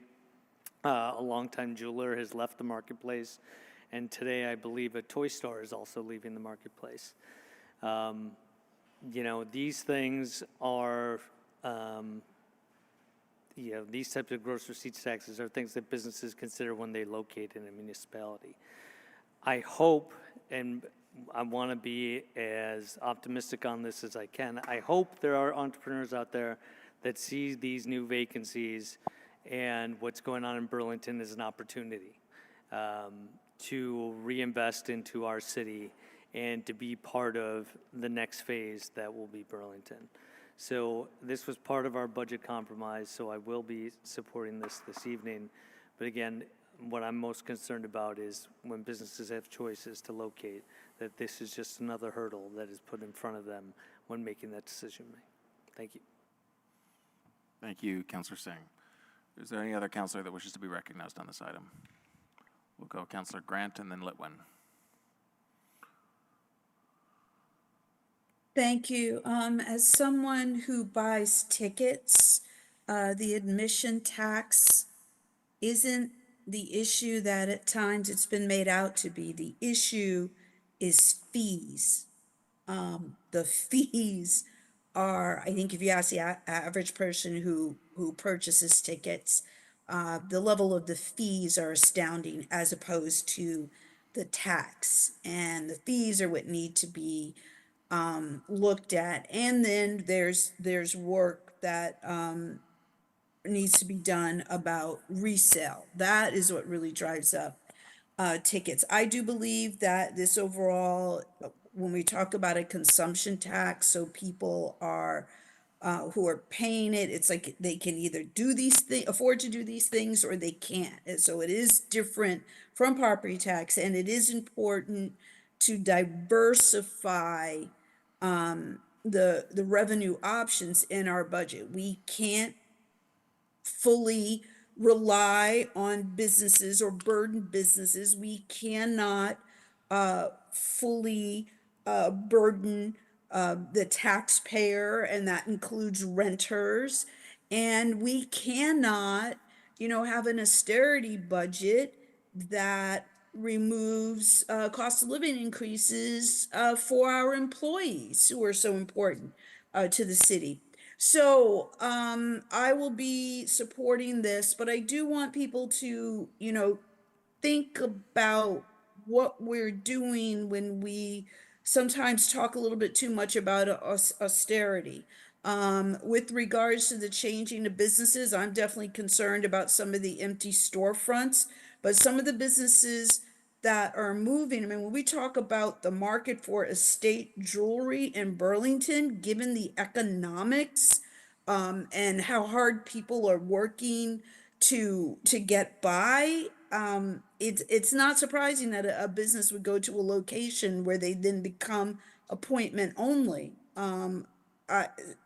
So I think that that's a whole other conversation with regards to how we recruit businesses to Burlington, because that's something that we could definitely be working on in different ways. Thank you. Thank you, Councillor Grant. We'll go to Councillor Litwin. Thanks very much. It's no secret, I have been on the voting side of this, of keeping the gross receipts tax where it is, but I do believe we need to continue to reassess it. And I definitely see an opportunity for us to revisit that this year, given I'd like to see more data and the numbers on, how much is this really bringing it in and what really are the impacts. Additionally, I think this has continued to get framed within the context of a conversation around austerity, And it's interesting to me that we can talk about austerity. We can also talk about right-sizing the city budget, which we hear a lot about. I'm not sure who gets to define what right-sizing means. And so my position has been, I voted no on the budget because I don't believe that we're right-sizing the city budget, but I also don't believe that making cuts and making thoughtful cuts is leading us towards an austerity budget. What I do think, though, is that we will have to look at this issue this year, because we're not going to be able to balance the budget on the gross receipts, reading the tea leaves, as they say. And so we're going to have to make, in my opinion, as I said before, more substantive cuts for FY28. And if we can't get there, we may need to consider changing, at least I may need to consider changing my position on the gross receipts tax. So for now, I will continue to support this. Thank you. Thank you, Councilor Litwin. Is there any other councilor that wishes to be recognized on this item? All right. We will go to a vote then. I'll ask for a voice vote on it. Well, actually, the clerk will please call the roll.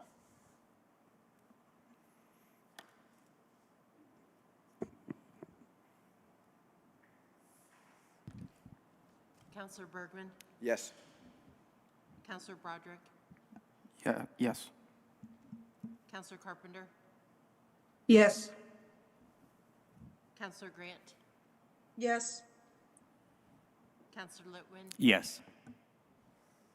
Councilor McKnight, No. Councilor Newbeezer, Yes.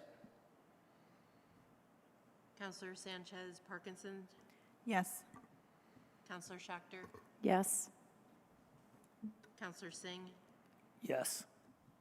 City Council President Travers. Yes.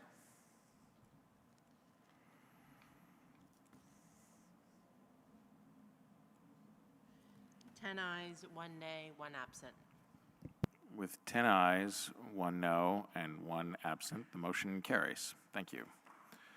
That brings us to item 8.3. This is a resolution regarding the ratification of a tentative agreement and authorization to execute a collective bargaining agreement between the City of Burlington and the IBEW bargaining unit. And on this point, thank you for your patience, HR Director Lynn Reagan. Would be happy to turn the floor to you if you want to introduce the item, and then we'll turn to the council for a motion. Okay, thank you.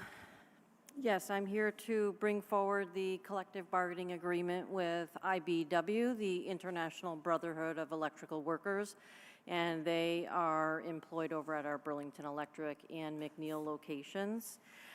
They ratified the contract with their members on June 11th, and so now we're bringing it forward for City Council approval. We wrapped up meetings in late May, very productive, collaborative, which brought us to a very fair and competitive contract. It is going to be a 3-year agreement. Our current contract does expire on June 30th, 2026, and we're looking for approval to have this go into effect immediately July 1st. Thank you, Director Reagan.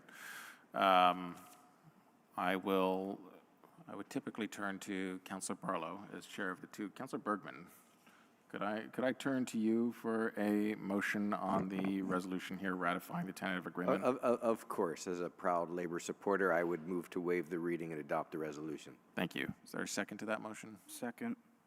Thank you, Councilor Broderick. Are there any comments or questions on this item? All right. Seeing none, we'll go to a vote.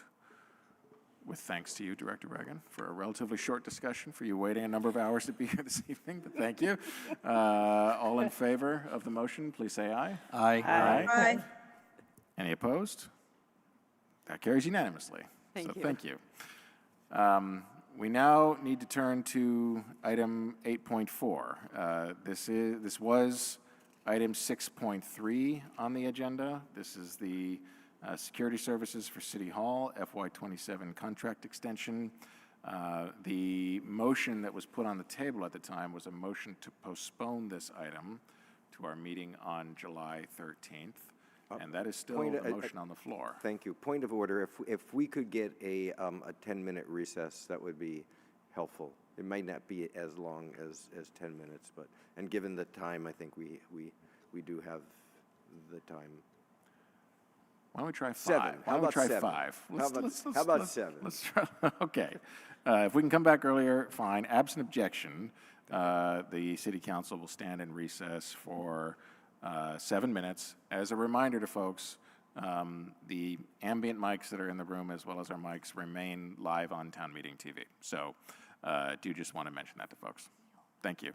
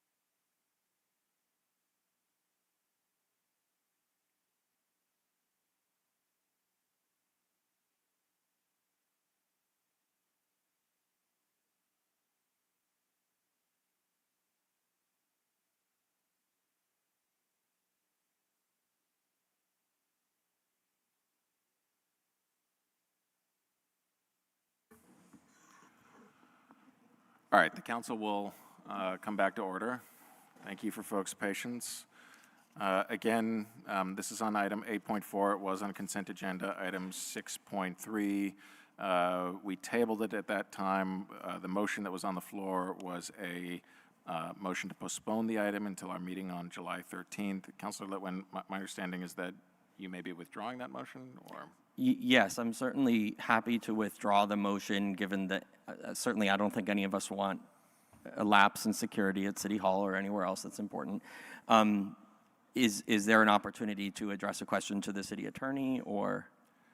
If you're withdrawing the motion, then I would then turn to Councilor Bergman for a motion on the underlying item, and then the item will be up for debate. So I'd be happy to recognize you at that Then point. I'm happy to withdraw my initial motion from earlier in the meeting. Okay, thank you. I will also note, before turning to Councilor Bergman for a motion, I know that the underlying contract here is one that the council has dealt with a couple times now in recent years, and so it is on past agendas, but I do recognize the desire for the underlying contract to be attached to this item, and so I've asked the administration whether or not for our next meeting the contract will be sent as a communication to appear on our consent agenda, even if we take action on this evening.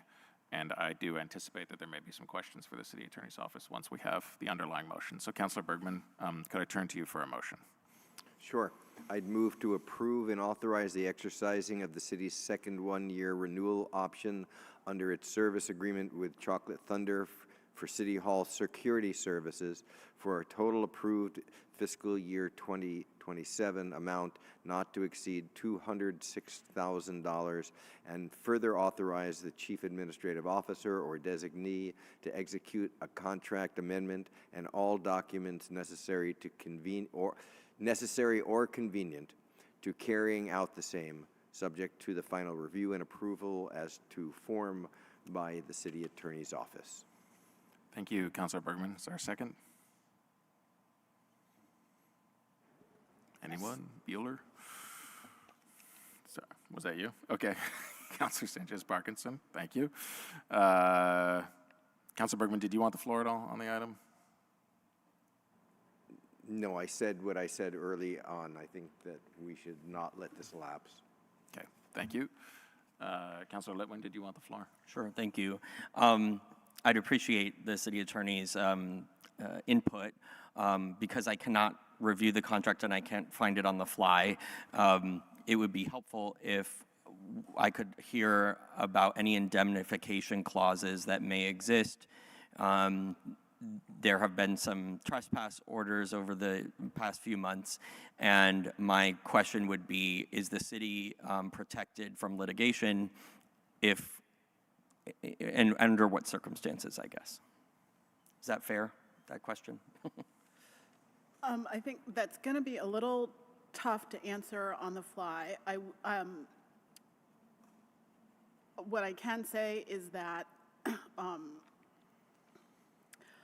Director Reagan helped or has found what I believe is the original contract, that this would be the second extension, and we can certainly share that so that you can read the full contract.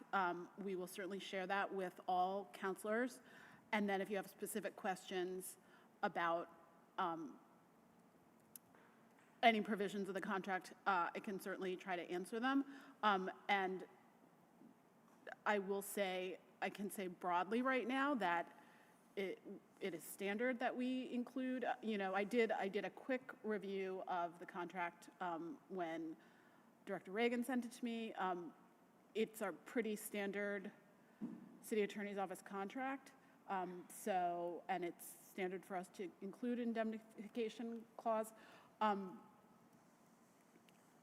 So I guess I'll leave it at that for now, and just say that we will get the full contract out to the council probably tomorrow. Thank you. All set, Councilor Litwin? I think so, and I appreciate receiving the contract as soon as possible. Okay.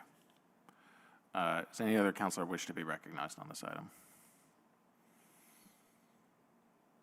All right, I think we'll go to a vote then, with the understanding being that, again, the full underlying contract will be placed on the consent agenda as a communication for our next meeting, and we'll look forward to continuing the discussion, as you just mentioned there, City Attorney Brown. All in favor of the motion made by Councilor Bergman, please say aye. Aye. Aye. Aye. Are any opposed? That carries unanimously. Thank you. So that brings us to the end of our deliberative agenda. And it is not 10:30, so we can continue. We have City Council General City Affairs. Is there any councilor that wishes to be recognized on General City Affairs?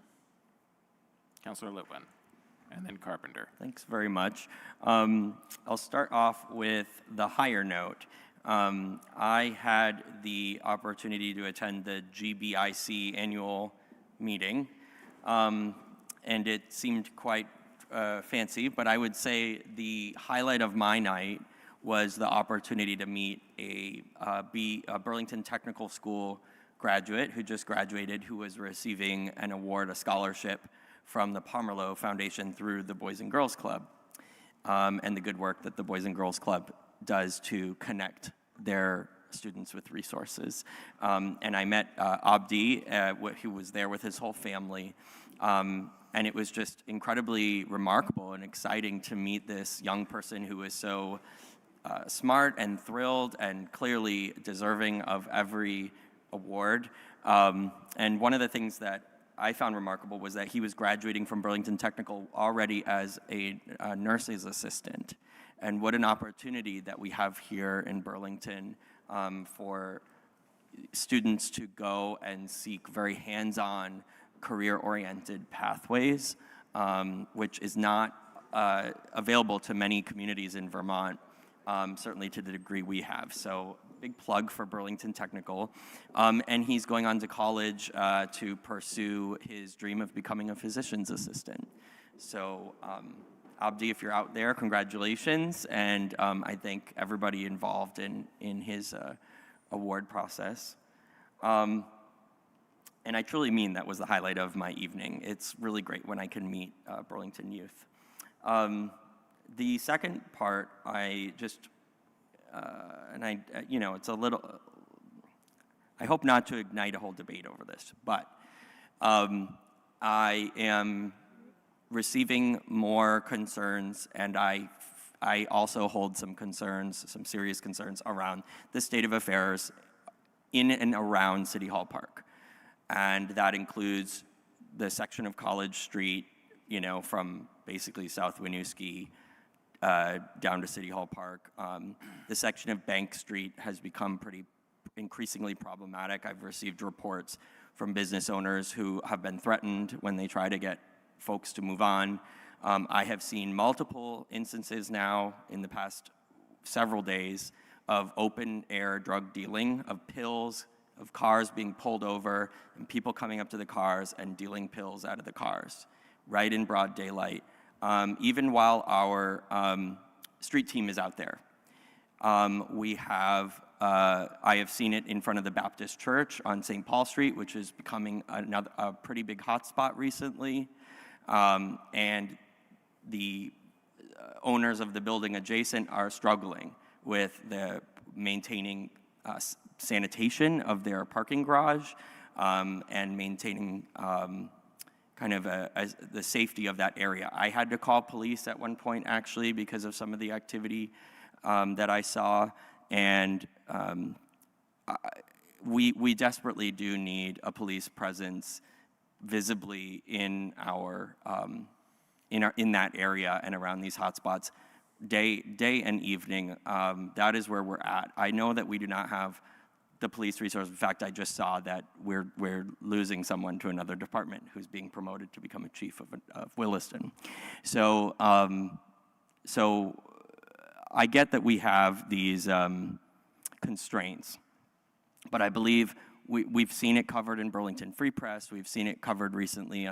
Folks are talking about it on social media. There's just an extreme amount of open air. I mean, we walked out here last meeting, and someone was being reversed from an overdose right in City Hall Park. Now, I'm very glad we had those resources available to save that person's life and thank you, Burlington Fire, for being there so quickly. But that is what is going on, and it's not hyperbole. And it doesn't mean that there's not wonderful events happening downtown and folks shouldn't come downtown, but I think we need to be honest with ourselves that it's gotten pretty serious, even so the Burlington Free Press has said it's pretty serious. So I hope that we can continue to work with Chief Burke and the administration to see what we can do to regain some ground, particularly in that sort of stretch from Church Street all the way down to the new Vermont Cares, Vermonters for Criminal Justice location. So thank you very much for the time. Thank you, Councillor Litwin. Councillor Carpenter?